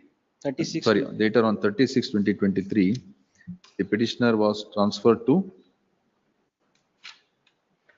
Tekyagalli. Tekyagalli, na? Tekyagalli from Yaragal BK. Yes. Full stop. The petitioner has accepted this order of transfer and has not questioned it. Alva? Yes. Full stop. Thereafter, on 18/7/2024, Alva? Yes. The petitioner is transferred from Tekyagalli to Jyoti Nagar. Full stop. This is the request transfer by the petitioner. Yes, I requested for the transfer to Professor Colony, not to the Jyoti Nagar. This is pursuant to the request made by the petitioner who sought transfer to Professor Gully. Professor Colony. Professor Colony. Colony Sindhi. However, the transfer is made to Tekyagalli. Sorry, Jyoti Nagar. Jyoti Nagar. Full stop. Lila. My lord, the first order, my lord, from my lord, the Ergal to my lord, Tekyagalli. Tekyagalli, my lord, on our own request. From my lord, Ergal to Tekyagalli on our own request. And then comes the, my lord, the subsequent order. Subsequent, she makes a request for transfer to Professor Colony. Instead of Professor Colony, she is transferred to Tekyagalli. Alva? Howd. No. Jyoti Nagar. Jyoti Nagar. Hage bantala madam. Then, Subsequent. Yes. pursuant to the order dated 18/7/2024, on 1/8/2024, one more consequential order is passed, transferring the respondent number 5, Alva? Yes, ma'am. From Jyoti Nagar to Tekyagalli. Yes. Alva? And vice versa.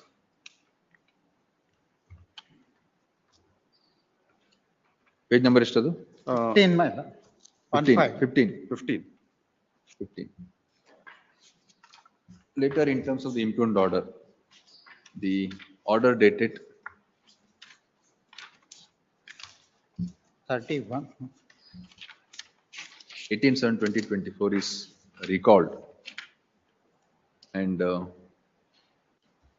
the petitioner is asked to continue in Tekyagalli, where she was working earlier before the order dated 18/7/2024. Stop. Next paragraph. The petitioner has assailed this order on the premise that within a span of 2 years, the petitioner has been transferred twice, and it is impermissible under the applicable guidelines. The learned counsel for the petitioner would refer to the guideline dated 18/8/2018. 18/8/2018 to substantiate his contention that since the petitioner was transferred on 18/7/2024, one more transfer, vide impugned order dated 10/12/2024 is impermissible. Full stop. We would also urge that the fifth respondent has no locus standi to question, to file an application to vacate the interim order granted by this court on the premise that the fifth respondent has not questioned the order dated 18/7/2024. 18/7/2024 and the consequential order dated 1/8/2024. Full stop. Learned counsel appearing for the next paragraph. Learned counsel appearing for the fifth respondent would contend that the transfer guidelines referred to by the learned counsel for the petitioner are no longer in force, and they are replaced by the transfer guidelines dated 1/3/22. 3/12/2022. 3/12/2022.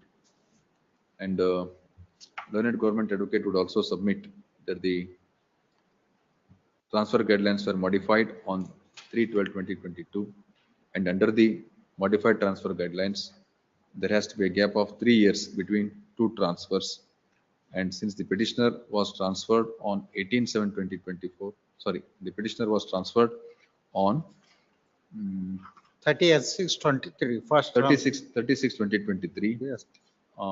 From Yargal. Yargal BK to Yes. Tekia Galli. The second transfer of the petitioner from Tekia Galli to Jyoti Nagar was impermissible. As such, the officer, authority noticing the mistake has rectified the mistake and recalled the order dated 10/12. 10/12/24.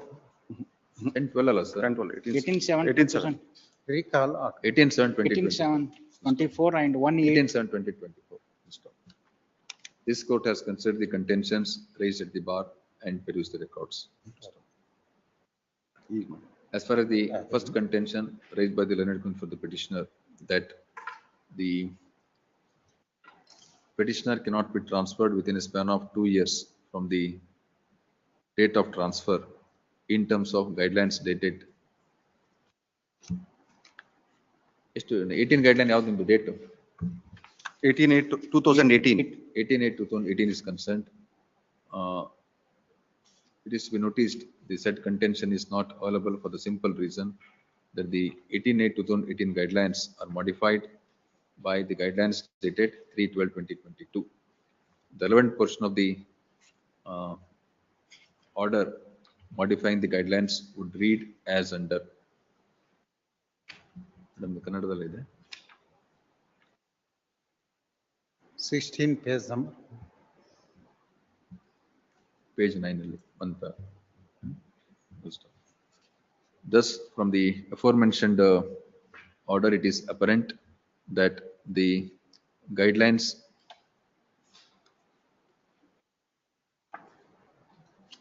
sir 23/9/2019 guidelines sir adu. From the aforementioned order, it is apparent that the guidelines dated 23/9/2019 are modified till further orders. ನೀವು 18 guidelines ಎಲ್ಲಿ ಹೇಳ್ತಾ ಇದ್ದೀರಾ? 18 guidelines in ಸೇವಾವಧಿಯಲ್ಲಿ 3 sorry transfer ಎಲ್ಲಿದೆ ಅಂತ 18 guidelines ಎಲ್ಲಿದೆ? ಅಲ್ಲಿ I have produced that. ಇವತ್ತು ಮಾಡಿದ್ದೀರಾ? ಅದು ನಿನ್ನೆ ಲಾಸ್ಟ್ ಟೈಮ್ ಕೊಟ್ಟಿದ್ದೆ.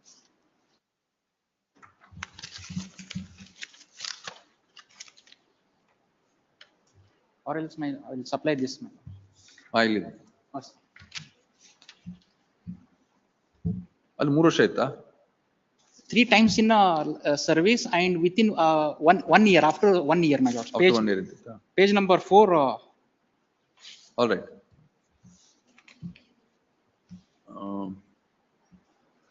The annexure affixed to the order dated 3/12/2022. Relevant portion of the annexure affixed to order dated 3/12/2022 reads as under. Page 16 ಅಲ್ಲಿ madam. On a reading of aforementioned order dated 3/12/2022, it is to be noticed that all other earlier guidelines, namely the guideline dated 23/9/2017, is modified and replaced by the guidelines annexed to the order dated 3/12/2022. Thus, by necessary implication, it would mean that the guideline dated 12/01/2018, 18/8/2018, is no longer applicable insofar as the matters covered under the guideline dated 3/12/2022. From the guideline dated 3/12/2022, it is evident that once the transfer takes place, the further transfer cannot take place before expiry of 3 years. Full stop. Admittedly, in this case, the petitioner was transferred on 30/6/2023 from Yelagal BK. Yavagal BK. Yes, Yargal BK. Yargal BK to Itiagalli. And thereafter, within a span of 3 years, one more transfer has taken place from Itiagalli to Jyotinagar. Full stop. Though the petitioner claims that she made a request seeking transfer to Professor Colony, a request itself is not tenable, and uh, the fact that she has been transferred to some other place other than Professor Colony does not come to the aid of the petitioner. The authority has noticed that the second transfer is made in contravention of the transfer guidelines, has rectified the mistake, and this court does not find anything wrong with the said order. Next paragraph.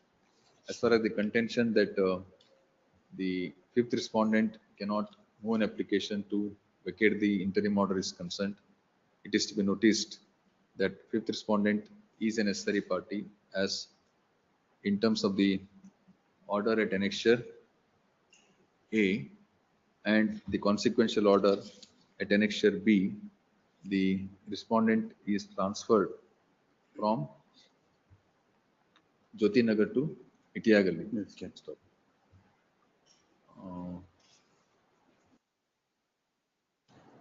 Merely because the respondent has not questioned the order at annexure B, that is the consequential order pursuant to the order dated 18/7/2024, it cannot be said that the respondent has no locus to move an application for vacating the interim order. In case interim order is vacated, the order impugned, that is the order dated 18/7/2024, will come into operation. Thereby, the petitioner will have to continue at Itiagalli, and as a consequence, the respondent will continue at Jyotinagar. Full stop. ನೀವು ಜ್ಯೋತಿನಗರ ಬಂದಿದ್ದೆ ಅವಾಗ? Not reported. No, no. ಮುಂಚೆ ಮುಂಚೆ. That is That Malord date I don't have, Malord. within 3 years, Malord, I'm there, Malord, with but I'm the date is not available, Malord. That when I have reported there. In particular ಆಗಲ್ಲೇನ್ರಿ ಒಂದು ground additional ground ಆಗುತ್ತೆ ನಿಮ್ಗೆ ಅಷ್ಟೇ. I am also displaced within 3 years ಅಂತ. You have to consider the case from all angles. For the aforementioned reason, this go to the view that the impugned order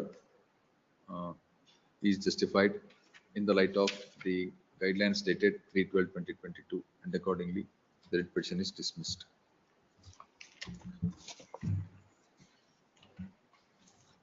See, if you are there in Jyotinagar,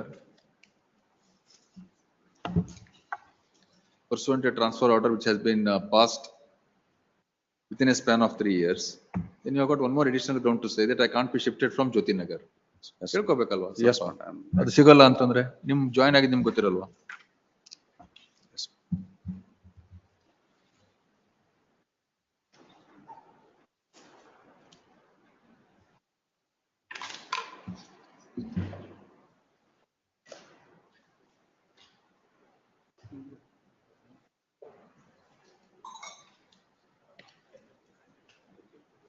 Finally.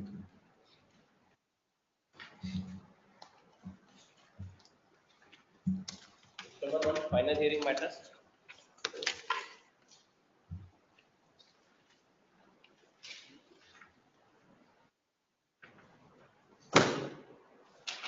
Number 43, Ganesh Strabagi. Ganesh Kalaburagi. This is an appeal by the defendants. On 16/9/2010, a substantial question of law is formulated by this honorable court. Suit for? Suit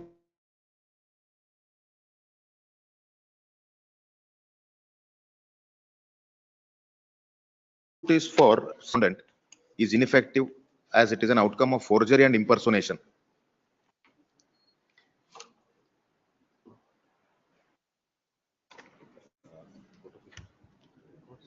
Suit is decreed. Suit is decreed concurrently by the two courts on the ground that the defendant, who is the purchaser of the property under a registered sale deed, has not proved the sale deed by the evidence of the attesting witnesses, especially because PW2, a witness on behalf of the plaintiff, who is alleged to be the attesting witness on the sale deed, denies the execution of the sale deed, or rather denies the attestation of the sale deed, whereas the other attester is examined as DW2 and he stands the cross-examination properly. So the question is whether the burden lies on the plaintiff essentially or the defendant. I'm My sorry, lords my may lord. also have. I'm sorry, my lord. B group may not. B group, we are waiting for B group. That's ಆಗಲ್ಲ B group ಆಗಲ್ಲ. ನಾನು in charge roster ಅದಕ್ಕೆ urgent matter ಮಾತ್ರ ತೊಗೊಳ್ತಾ ಇದ್ದೀನಿ. Regular it is not my regular roster. ಇಲ್ಲ ಪರವಾಗಿಲ್ಲ, ಅದ್ರದ್ದು I am not saying that, just we are waiting ತೊಗೊಂಡಲ್ಲ ಪರವಾಗಿಲ್ಲ. I have taken up final hearing. Some date my lord next week. ಇಲ್ಲಿ ಕೇಳಿ ಯಾವ್ದು ಬೇಕಂತ ಕೇಳ್ತಾನೆ. If you have got any urgency seek a short date. List number 2, serial number 50, my lord. Serial number 50, my lord. Huh. I appear for petitioner, my lord. There is urgency. It may be posted for tomorrow in hearing, for hearing on IA, my lord. There is IA pending. Yes. Should have. Serial number 50, list number 2. It is stated that an application is pending consideration. This matter for hearing on IA. Tomorrow. Tomorrow. At 69. 69 day after tomorrow there is urgency. ಕೇಳಿ ಅವ್ರು ಕೇಳಿ ಯಾವ್ದು ಬೇಕಂತ. Please. My lord, 69.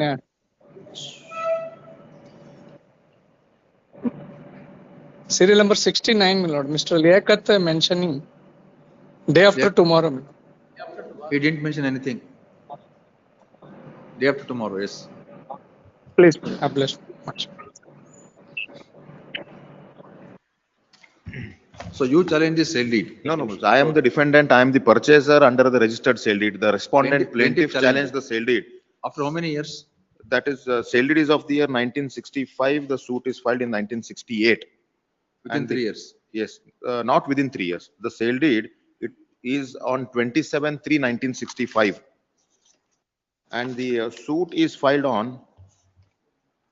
the exact date. I will have to refer. This is a 1968 suit, my lords. I am now arguing after a remand.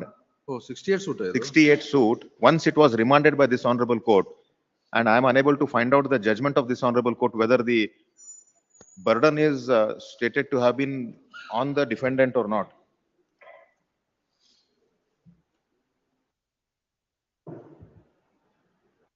I am 18/4/68.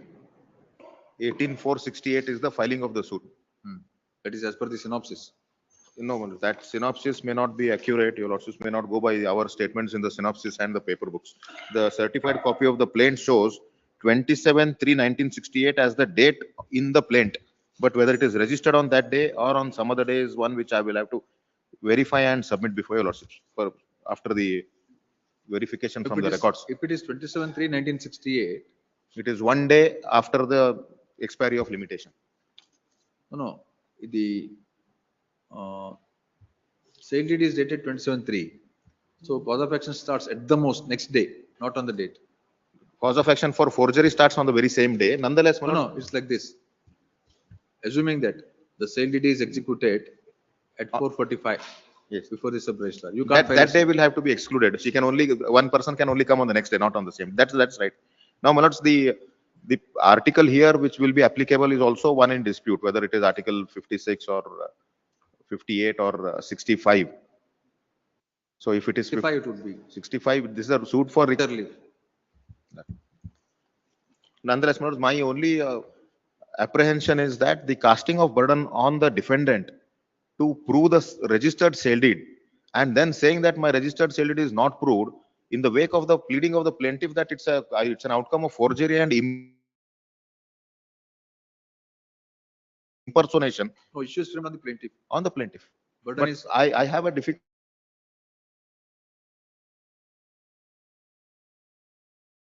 There, my lords, I was permitted to lead evidence, able to produce the original sale deed at exhibit D11 or D14 only after the remand by the Honorable High Court. No, so their admitted signature is available. Yes, my lord. There is an affidavit filed at exhibit D2 of the very plaintiff seeking permission for alienation of this property under the then section 47 of the Hyderabad Agriculture Lands and Tenancy Act 1950. And thereafter a proclamation is issued and an order, the certificate granting permission for alienation is also granted That is at exhibit D to the affidavit of the plaintiff. Signature or Exhibit thumb impression? Signature or thumb impression? thumb impression, thumb impression. And the first appellate court says I should have made efforts to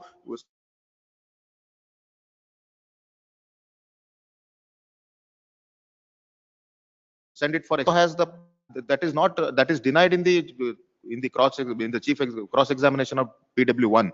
But I have produced the very document along with, my lords, I will have to say that section 82 of the Evidence Act will raise a presumption with regard to that subsequent order of the authority granting permission for alienation. So if there is an order of the authority granting permission, then all the Then he alienated. yes, So it can be presumed to be his thumb impression. her thumb impression. Her thumb impression. Yes. Burden, the question of burden is little on the defendant because it is a female. Whether the plaintiff is having the burden or the defendant is having the burden in a case like this, purely academic. All that is required to be seen is whether thumb impression is put or not. Great, Alva? great. I can only say the preponderance of probabilities would show that an affidavit is filed, application is filed, the authorities have acted under section 47, the order of the authority is available, thereafter the SAILID is executed, I am in possession which is admitted. So transfer And of one possession- attesting witness speaks transfer in my of possession speaks about the alienation. And my lords, one evidence, one witness speaks in my favor. He is the attesting witness, admittedly. Another person who says he has, though he is shown to be attesting witness, what he is saying essentially in his deposition is, when I attested the cell deed, there was no LTM of anybody on the cell deed. If that is so, my lords, he is not an attester at all. It should be a evidence of the plaintiff. Now, how many two witnesses signed? Two witnesses have signed as attesting witness on the cell deed. Both examined. One is examined by the plaintiff as PW2. One is examined as DW2 by the defendant. Whereas, my lords, the law is that since it is a registered document and this being a cell deed, it doesn't require attestation at all. If at all an attester is available there, that attester can be examined only to disprove something. And for that purpose, he need not simply say that I have not seen anybody signing there. He has to say that this was not the signature of that plaintiff. In the first place, he is not an attesting witness. He is a witness. He is a witness. Then an attesting witness is examined on my behalf as DW2. And that satisfies the provisions of section 67, 68 of the Evidence Act. No, this witness who has been examined on behalf of the plaintiff, what does he say? He speaks like this. The plaintiff it says, I had been to the sub-register office for my work. Then defendant number 1 asked me to sign a sale deed saying that he has purchased the land, and accordingly I signed the sale deed. One so and so as the peon in the Tahsildar office was another attesting witness with me. Then one of was the vendor of the sale deed, and defendant number 1 was the vendee. When I attested that sale deed, there was no LTM of anybody on the sale deed. The plaintiff was not present there in the sub-register office. When I signed on the sale deed, signature of defendant number 4 was already there on the sale deed. Then in the cross-examination also, he again says, number 4. Who is defendant number 4? Defendant number 4 is another attesting witness. They are made as parties to the litigation by the plaintiff. And defendant number 4 is, there is DW2 who is examined on behalf of the defendant, who is saying that yes, this was, I had attested it, the plaintiff executed it, and possession was with the tenant. Tenant is also examined to show that yes, he was in possession. The plaintiff has sold this, and the defendant took possession from the tenant. So all that entire chain of events which will lead to, if I may use this word, a reverse presumption or something which your lordship said, frowned when I use this word. Tenancy terminated. Please. Tenancy terminated. That tenancy is not, nothing spoken about the termination. Respondent. Nobody who is representing. Yarilla. Yarilla. Unrepresented. Unrepresented. Why it was remanded? It was remanded because I had not produced the original sale deed. No, that is produced. Yes, now that is produced in the year 1993. Remand is prior to 1993. The court says the sale deed is not established. Because I have not, because that PW2, who is supposed to be the attesting witness on the sale deed, has not supported the sale deed. And it was my duty to prove the sale deed by the evidence of the attesting witnesses. Even if attesting witness, I have to prove that, I am only required to prove take the evidence of only one attesting witness. That will be sufficient for proving the sale deed. And I have produced the sale deed after, in fact, what I assumed was, if somebody is saying that it is an outcome of forgery and impersonation, then it is for that person to produce the document to show that it's an outcome of forgery and impersonation. You all are alive? Saraswati, Basamma, Manjunath. Original plaintiff is no more. Original defendant number 1 is no more. Now these LRs are on the day when they were brought on record, they are served and unrepresented. When they are brought on record after admission? They are brought on record on 11/11/2024 by the order dated 11/11/2024. After admission? After admission. After admission. So before admission, they were represented by advocate? Before the LRs are brought on record? I'll have to verify the order.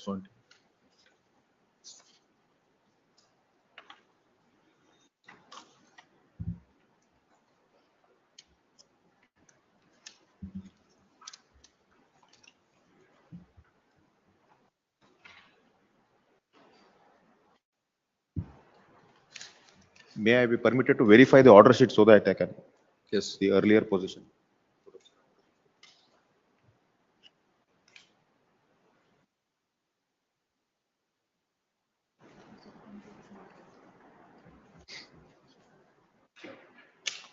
There was one Mr. Viresh B. Patil advocate was there for the respondent, and thereafter the learned advocate also passed away.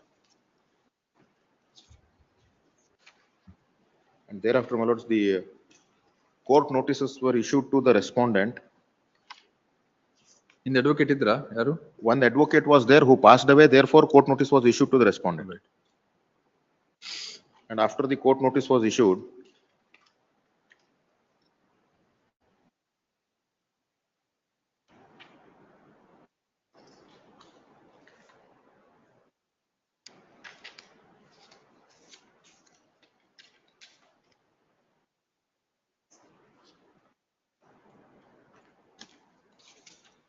The court says the duty is cast upon the defendant as per the direction of the Honorable High Court. yes, that's why, my lords, I wanted to read to your lordships the earlier direction. So because she is a female executing a sale deed, there is one proposition of law which says that a female, some sort of a Pardanashin lady or someone. That's for Pardanashin. That's for Pardanashin. This is not a case of Pardanashin. She is, my lords, Irava. She doesn't plead that she was onto some whale or something. As your lordship said, my lords, the question of burden or onus will now become only academic because the parties have led their evidence. Whether she proves forgery and impersonation or I disprove that fact or I prove the execution of the sale deed, it can be only through scanning the entire records. The two courts have only gone on one point, that the attesting witness has not been examined proper to support the attestation.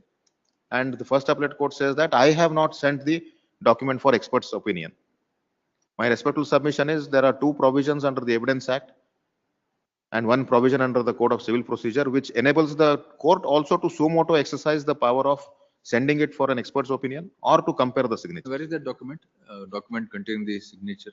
Exhibit D14, which is also numbered as Exhibit D11, is the sale deed. And Exhibit D2 is the affidavit of the plaintiff.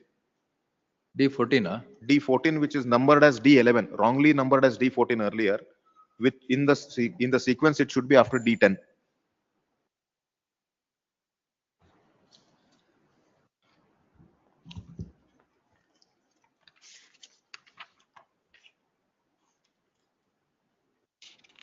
D14. After D10, it is numbered as D14.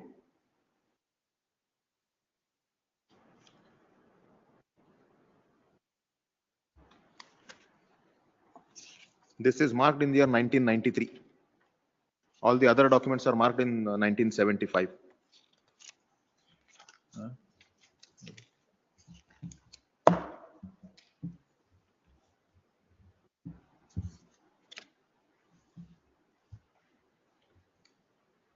Anything in the cross-examination to uphold the contention of the plaintiff? Sorry, defendant? Uphold the contention? No, the PW did not. She continues to say that she is the owner of the property, except to say that yes, tenant was in possession of the property and for last 10 years, the defendant is in possession of the property, but she adds that the defendant is in possession by force. PW1, it's a very short cross-examination in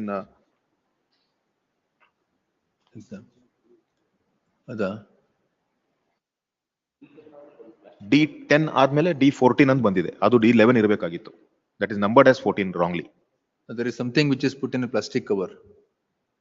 I will have to verify. After D10, whatever.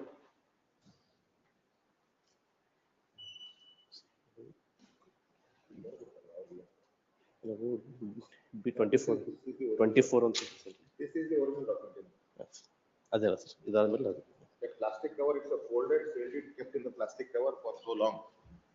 ಅದು sealed it ಅದು? ಹೌದು, sealed it. Where is that thumb impression declaration? sealed it ದಲ್ಲೇ ಹೀಗಿದೆ. That is disputed, admitted. Exhibit D2 D2 is the affidavit filed by the plaintiff before the authority, which she denies the very making of an application under section 47, but that denial will not be helping the plaintiff because ultimately there is an order under section 47 by the authority which is also produced. Therefore, your lordships may assume that the affidavit at exhibit D2 is pursuant to this, the property is sold to you. Pursuant to this, an order is passed under section 47 of the enactment of 1950 permitting alienation, and that's where, my lords, the alienation. There is no thumb impression here on the second exhibit D2, my lord is saying. D2, yes, there is no thumb impression here. The copy which I have holds that. Iramma ಅಂತ ಅವರ ಹೆಸರು? Iramma, ಹೌದು. This is certified copy. This says LTF Iramma ಅಂತ signed ಅಂತಿದೆ ಅಷ್ಟೇ. This is certified copy. My lord, this is the court has noted that original of exhibit D2 shall be returned after retaining the certified copy, and exhibit D2, it is mentioned there that there was a no, this is certified copy. Oh.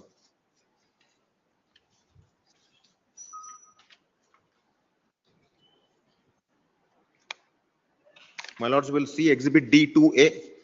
D2 file TNC 13306465 returned to the Assistant Commissioner Yadgiri, wide letter dated 16/7/1982. That is returned. Now, the original was ordered to be returned by retaining the copy. And on exhibit D2A, on the back side of D2A, there is a verification which is attested on 13/10/1964, which says that there is a thumb impression of Iramma. The certified copy there, that is all returned. Original is returned. Original is returned by the order of the court. That is mentioned here. In that certified copy D2A, the second page, my lords, will see there is a verification in English, which reads that Iramma, wife of Basavaraja. Understood. It says, there is, but I don't have the LTM for comparison. There is no. Only it says that there is a thumb impression in that document. The burden, my lords, essentially to show that that thumb impression doesn't belong to her is on her, because there is also a presumption under not only Evidence Act but also under the Registration Act to say that the officer has also performed all his duties as per the procedure required for the purpose of satisfying. Who has identified her? The two attesting witnesses, one among whom is now speaking to the before the court. The identifying witness has supported you, or another witness has supported you? The person who is attesting witness has said it. No, there will be two witnesses. Yes. One will be referred as identifying witness. That person will introduce this person to the sub-registrar. The logic is this: sub-registrar is usually from some other place. Yes. The person who goes to the sub-registrar office along with the executant is usually from the locality. Sub-registrar gets confirmation from him that he is the person. So the identifying witness ಗುರುತು ಮಾಡಲ್ಪಟ್ಟವರು ಅಂತ ಇರುತ್ತೆ ನೋಡಿ. Just find out. DW2 has said so, but from the document I will have to find out whether he is the person named as the person who is identifying or not. But DW2 says I have ಗುರುತು ಮಾಡಿದವರು ಅಂತ ಹಾಕ್ತಾರೆ ನಮ್ಮ ಕಡೆ. ಹೌದು. ಇದು sailed ಇದು? ಅದು ಸೇಲ್ಡ್ ಫೋಲ್ಡ್ ಮಾಡಿ ಒಂದು ಪ್ಲಾಸ್ಟಿಕ್ ಅಲ್ಲಿ ಹಾಕ್ಬಿಟ್ಟಿದ್ದಾರೆ cover. Original sealed? That's the sealed notes. Copy which I have is only which shows it is certified document. No, you find out from that certified copy open as to who is the identifying witness. Yes. Sealed.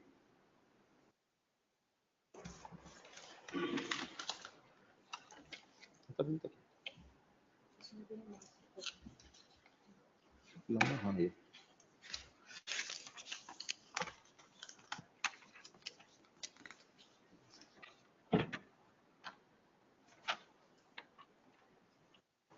your name was changed pursuant to the sale deed? Immediately after that, my lord, mutation was effected. That is also there, one of the factors which can show that the transaction was genuine.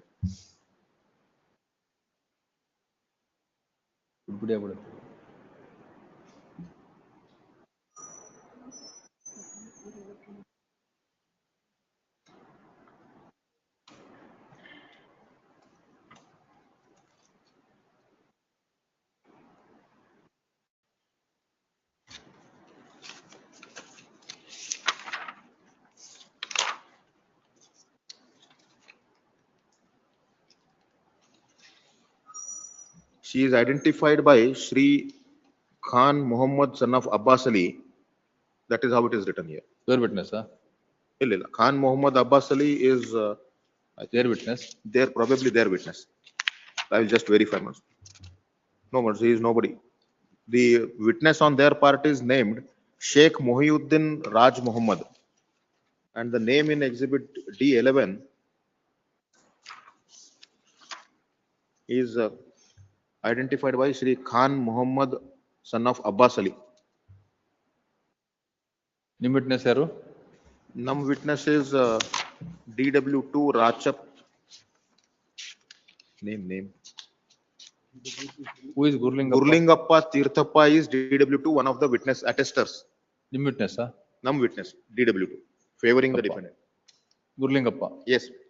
Khan Muhammad Ali aurda? Illa. Sheikh Mohiuddin is another person on their behalf who is examined as PW2. Illi Khan Muhammad Abbas Ali is the person who is identifying it. Gurlingappa Tirthappa is also stated to be one. There are two names here, both. Sri Khan Muhammad son of Abbas Ali is 40 years occupation. She is identified by Sri Khan Muhammad and Gurlingappa antide. Son of Abbas Ali, caste Muslim, age so and so, occupation so and so, and Gurlingappa. And Gurlingappa. Who is Khan Muhammad is examined on their Khan behalf? Muhammad is not examined. Who is examined on their behalf? On their behalf, one Sheikh Mohiuddin son of Raj Muhammad. Or signature antidiya?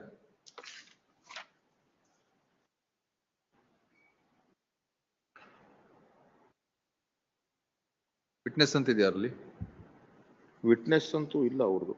And he is also saying ನಾನು sign ಮಾಡಿಲ್ಲ ಅಂತ. He said I have signed the sale deed but not in the presence of anybody. No, whether the courts have said that the sale deed cannot be read, it is soiled or partially destroyed, something like that. The court says because PW2, who is an attesting witness, doesn't support the execution of the sale deed. No. Whether anything is observed relating to the state of affair of this document? No. This has happened after the remand by this honorable court. This is introduced as exhibit D14. No. When it was introduced, was it in the same fashion or it was? It was in the same fashion as is evident from the evidence of DW4. He says, I have produced this document, the original. Now I see the said sale deed came to this court. It is said that it was produced in the Bangalore High Court. I will read that part, Malad. No. I just want to know whether this document was damaged when it was produced for the court. That's what it says. It is not damaged or anything. Nothing is stated about the condition of that paper. But it says, my father produced the said registered sale deed before Honorable High Court, Bangalore. The said sale deed came to this court. Now I see the said sale deed. It is the same produced by my father before the Honorable High Court, and the same is marked as exhibit D14. So this doesn't come directly from his custody DW4. What I'm trying to say is whether any comment is made by the court, either in the judgment or by recording evidence, related to the state of affair of this document. No, except saying that I have given no explanation why I was not able to produce this document earlier, because I have once stated that the original sale deed was sent to one Chand person, one Chand Patel, at the time of mutation. And I have given an explanation that he did not return it to me after the mutation. So the court says, why did not I make a complaint against that person for not returning it? So no evidence is there to assume that I have not returned that document. If my lords would assume for a moment, for the purpose of argument, that this exhibit D14 is not produced and therefore it can be discarded from evidence, then my lords, the plaintiff will not be able to establish anything. The plaintiff had to at least produce a certified copy of this document to show. He has not produced. Nothing. Plaintiff has not produced any document to with regard to the sale deed, transaction of sale. It's only I am who is producing this for the first time after producing it in the High Court in the earlier round of litigation.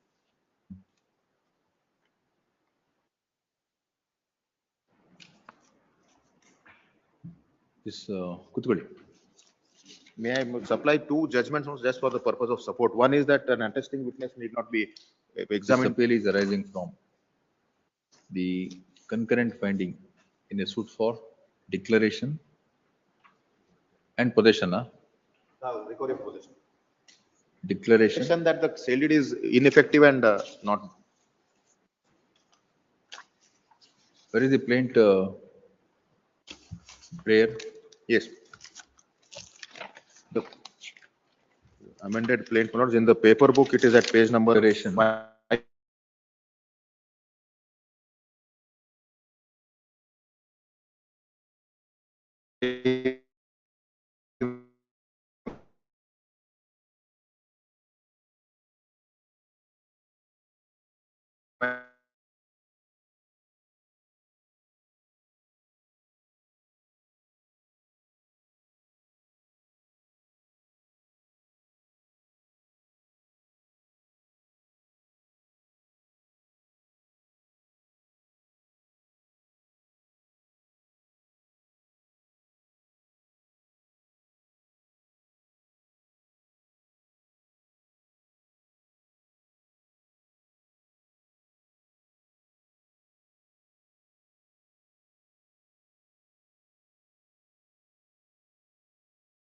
That the sale deed dated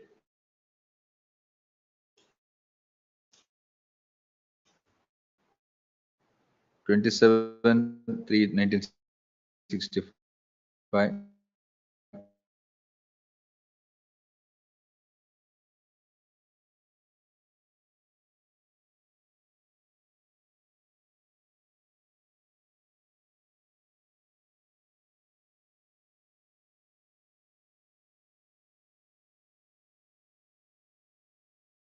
I am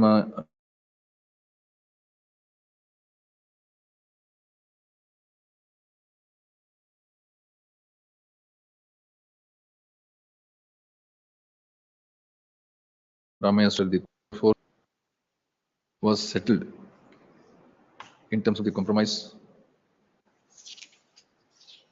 which was accepted by the court, and plaintiff's possession and title is declared. It is stated that after the termination of the said proceedings, defendants 1 and 2 started demanding money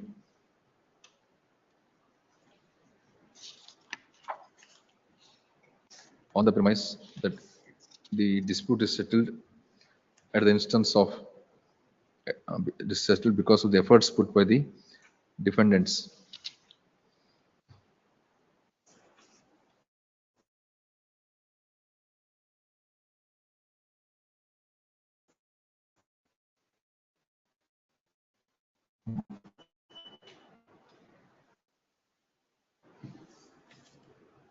Plaintiff claims that refused to the demand made by the defendants 1 and 2.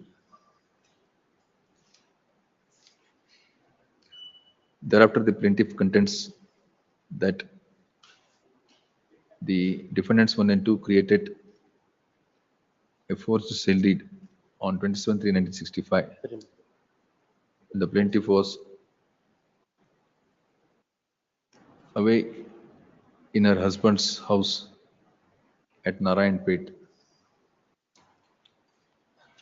and it is alleged that the sale deed was registered in collusion with the sub-registrars, in collusion with some woman who personated the plaintiff, and defendants number 3 and 4 claimed to be the attesting witnesses. Plaintiff claims that she has never executed the sale deed and she never parted with the possession of the property. it is further stated the plaintiff was dispossessed from the suit land in the first week of 1965. So she says she was dispossessed in 1965. 60, yes, no. In April 1965, she is dispossessed, and she comes to know about the forgery allegedly in 1968, is what she says.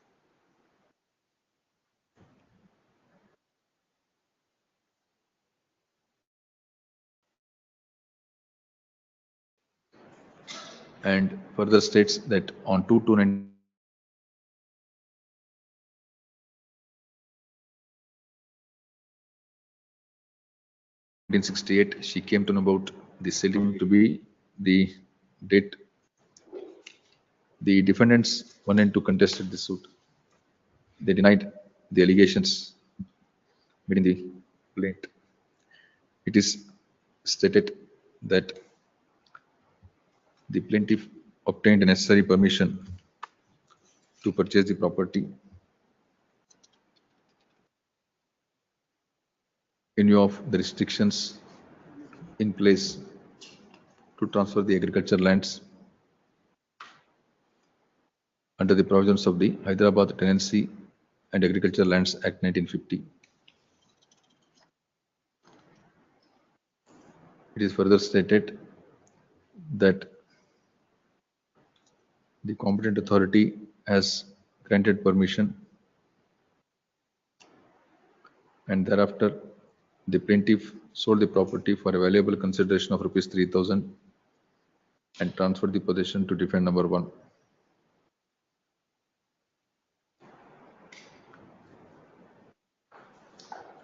It is further stated that before granting permission, the necessary procedure was followed,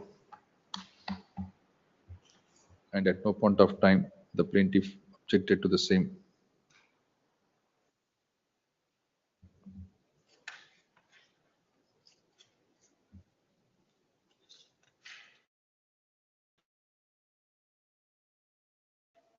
All the allegations made against the defendants were denied,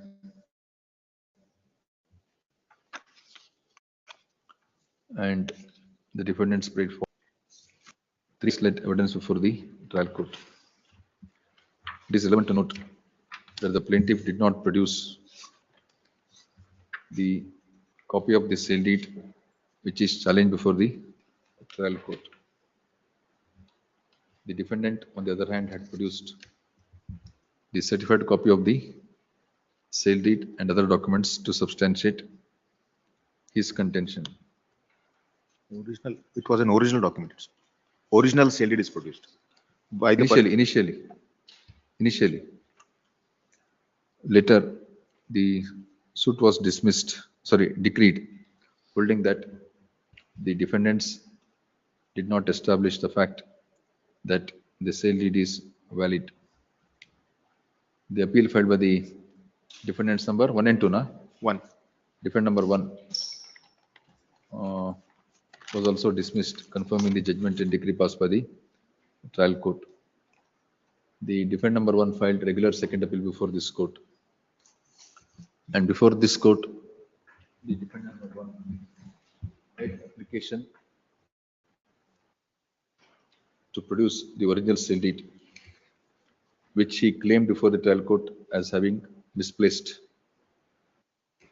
In RSA 294 of 1982, in terms of order dated, judgment dated 20th December 1991, the appeal was allowed in part, impugned the judgment and decree passed by the trial court as well as the appellate court were set aside, and the matter was remitted to the trial court for fresh consideration after affording the opportunity to the appellants/defendants to lead additional evidence only to the extent of proving the original sale deed produced before the appellate court.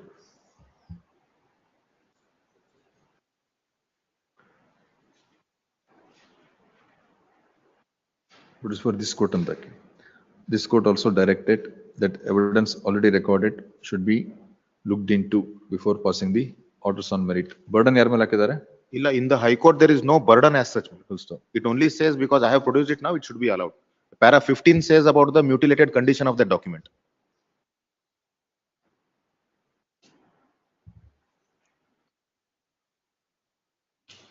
That observation, in fact, may go in my favor.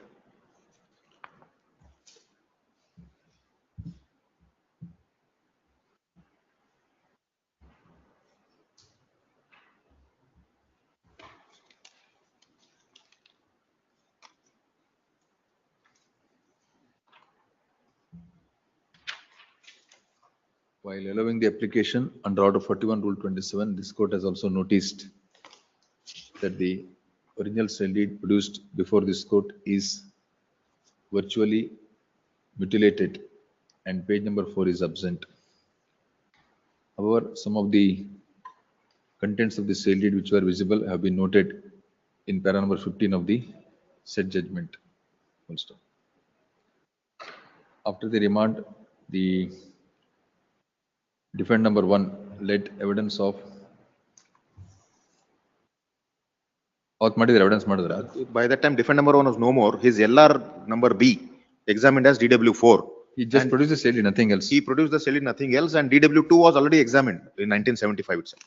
Has produced the sale deed. He examines himself as DW4. Did not lead any other oral evidence, probably on the premise that the identifying witness who identified the plaintiff at the time of registration of the sale deed was already examined. Full stop. Next para. The trial court, after considering the... He was examined himself as DW4. The LR of defendant number 1 examined himself at DW4 after remand. The trial court, after considering the evidence as well as the sale deed, has concluded that the sale deed is not established and decreed the suit. The first appellate court has also decreed the confirmed the decree by dismissing the appeal. Full stop. The defendant number 1 is before this court. This appeal was admitted to consider the following substantial question of law.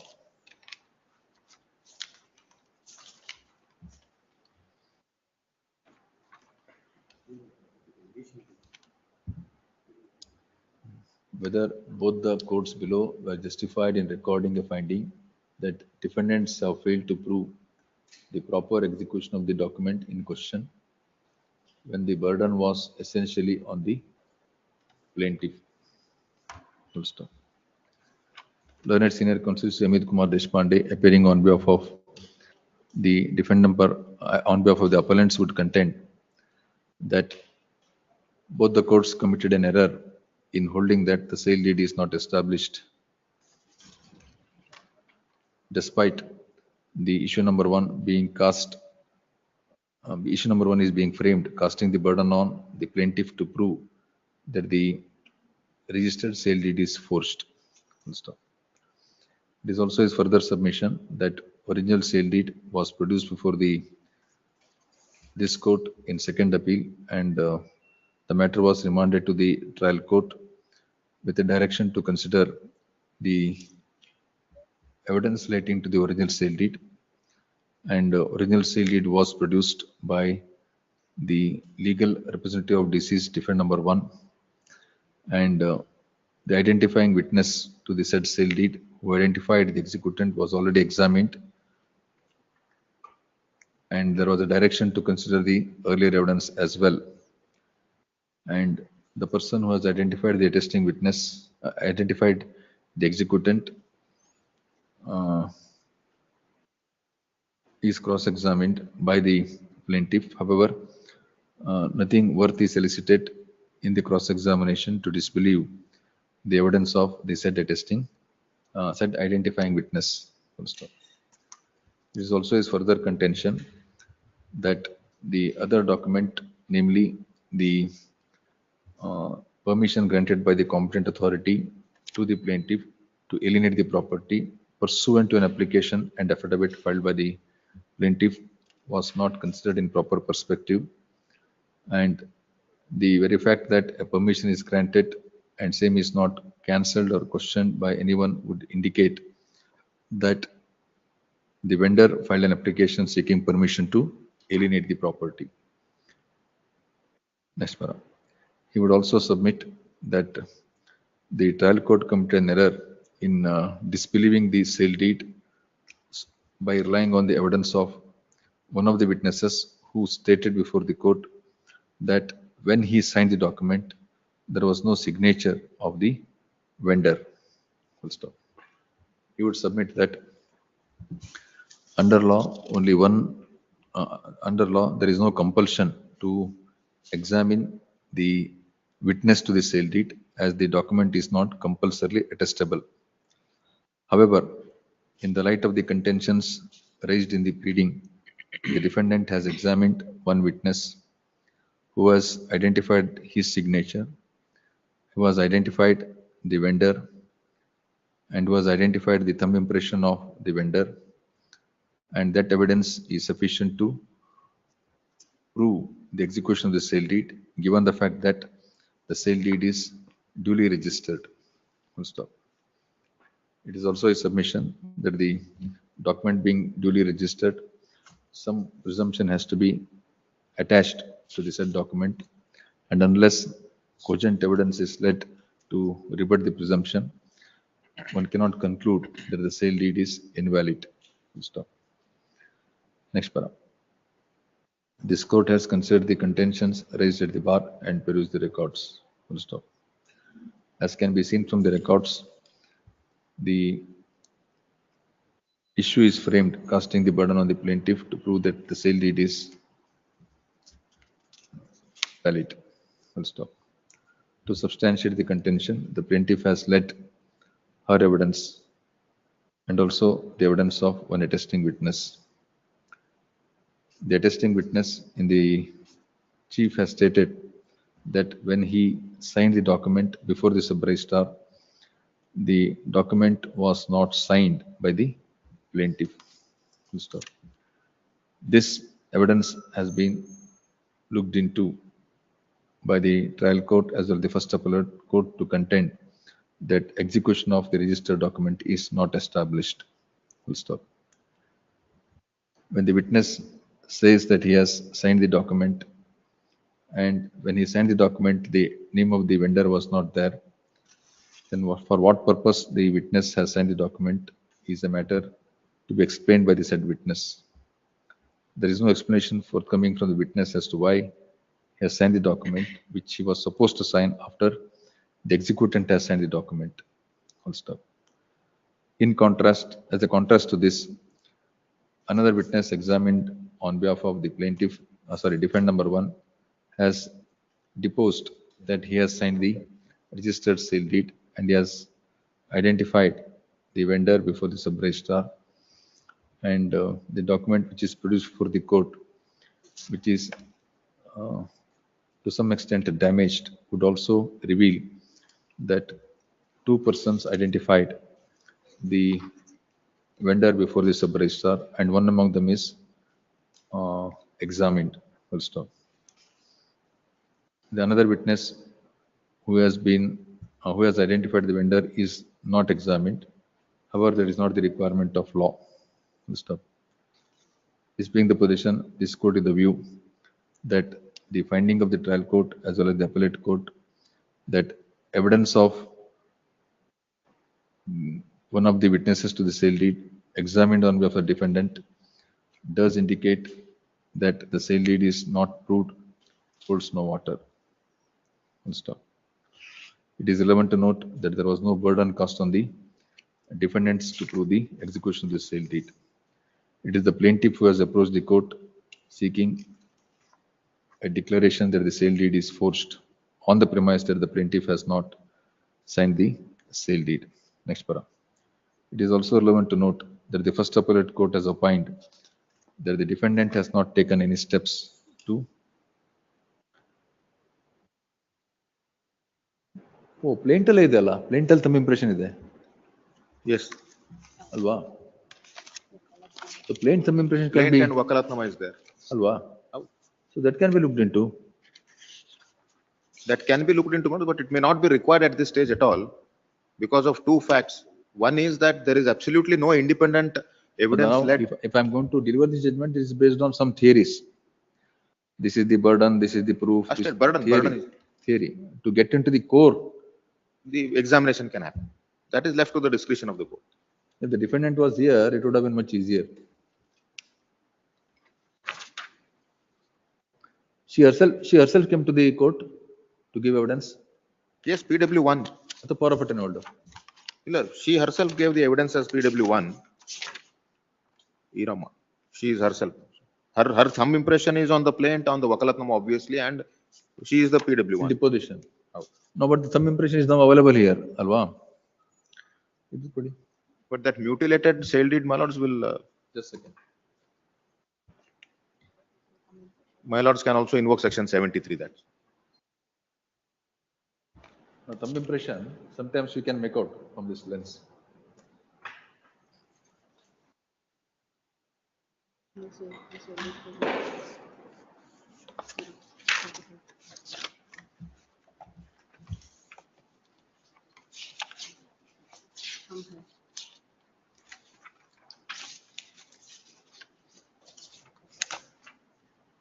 There's one difficulty, her thumb impression is not identified here. It appears to be in gluing. Yes. That is LTI of Srimati Irawa executant. That word is, my lords, written by the very sub-registrar himself.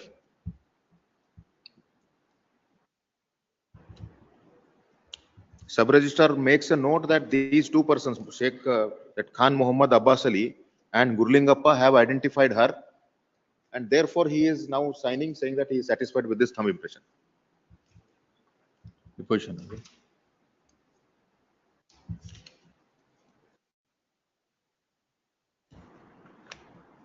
LTM ಅಂತ ಇದು ಅದು LTM ಅಂತ ಇದೆ ಅದು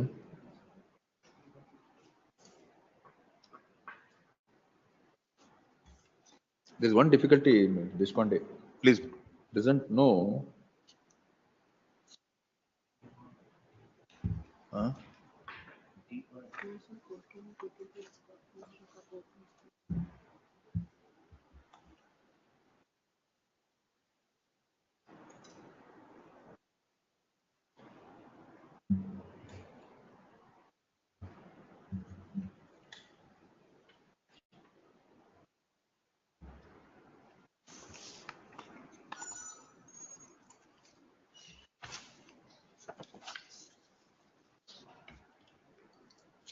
So they are not endorsed whether it is left hand thumb impression or right hand. In the sale it is endorsed that it is left hand, but in the plaint I am not sure, my lords, they have not endorsed. This is a difficulty.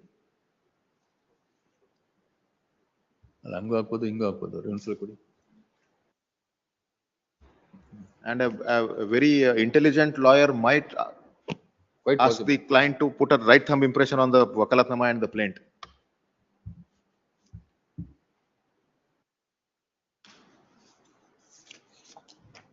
I know that.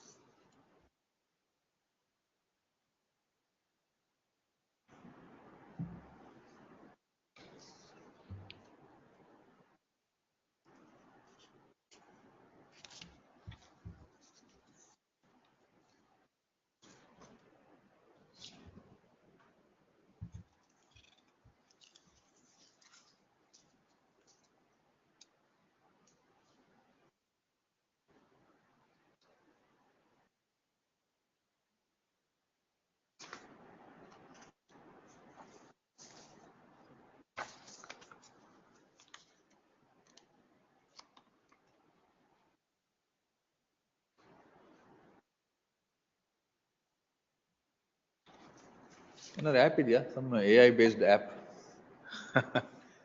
Probably ಇರ್ಬೋದು ಅಲ್ವಾ?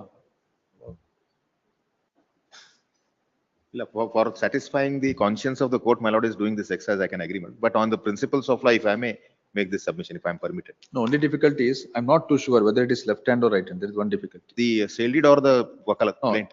If it is left hand, if on the plaint, if it is right hand. Both seem to, my lords, if we have to go by our experience, my lords will see the exposed area of the thumb is on the left side, it is broader, and the curvature on the right side of the thumb impression will be smaller. Therefore, it will be a left hand thumb impression only. It appears to be left hand. Yes, yes, it is. It appears to be left hand only. Both will be left hand. My lord, my respectful submission is, if your lordships are holding, and also because the issue number 1 is stating that the burden lies on the plaintiff. Area understood. In terms of theory, understood, no difficulty. You apply certain principles of evidence, proof, and all these things. The burden is on the plaintiff. Registered document, some presumption, possession is transferred, the application is filed seeking permission, and all those things. And para 15 of the judgment of this honorable court earlier says. Only thing that bothers the court while sitting on a chair like this is, this lady is a thumb impressionist, something like that. Correct. True. One thing which is observed in para 15 of the judgment earlier of this honorable court is that there is a mention of passing of consideration also. So if it were no, it has only recorded that it is, that's the fact. Not a finding. That's the fact. It's not a finding. Tomorrow, please, day after tomorrow, we'll call this ready again. Heard learned counsel, senior counsel appearing for the petitioner in part. Since it is 5:24, this matter day after tomorrow for further reading. I can recognize, my lords, how arguing is quite easier than judging. So as a lawyer, you have seen many cases where you know that the will is not executed, but you prove the will because your witness is strong. And you know some cases where the will is genuine, but you can't win because your witness is weak. True. So in one of the judgments, I've suggested an amendment.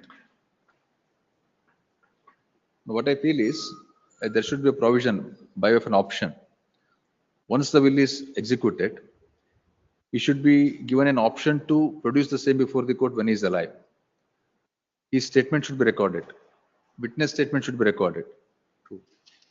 In a in-camera proceeding, and all those things should be kept in a sealed cover, and that should be permitted to be deposited before the sub-registrar.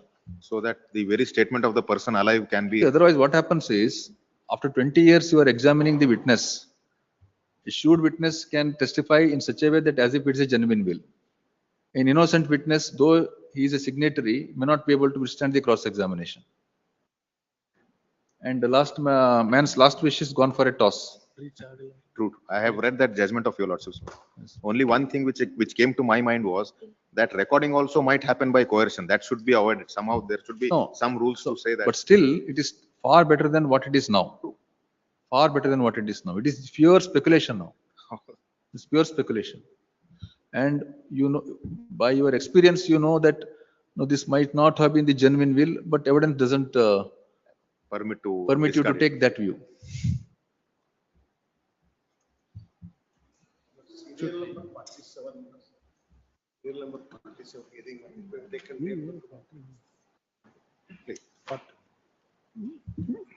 So 44, time to 44.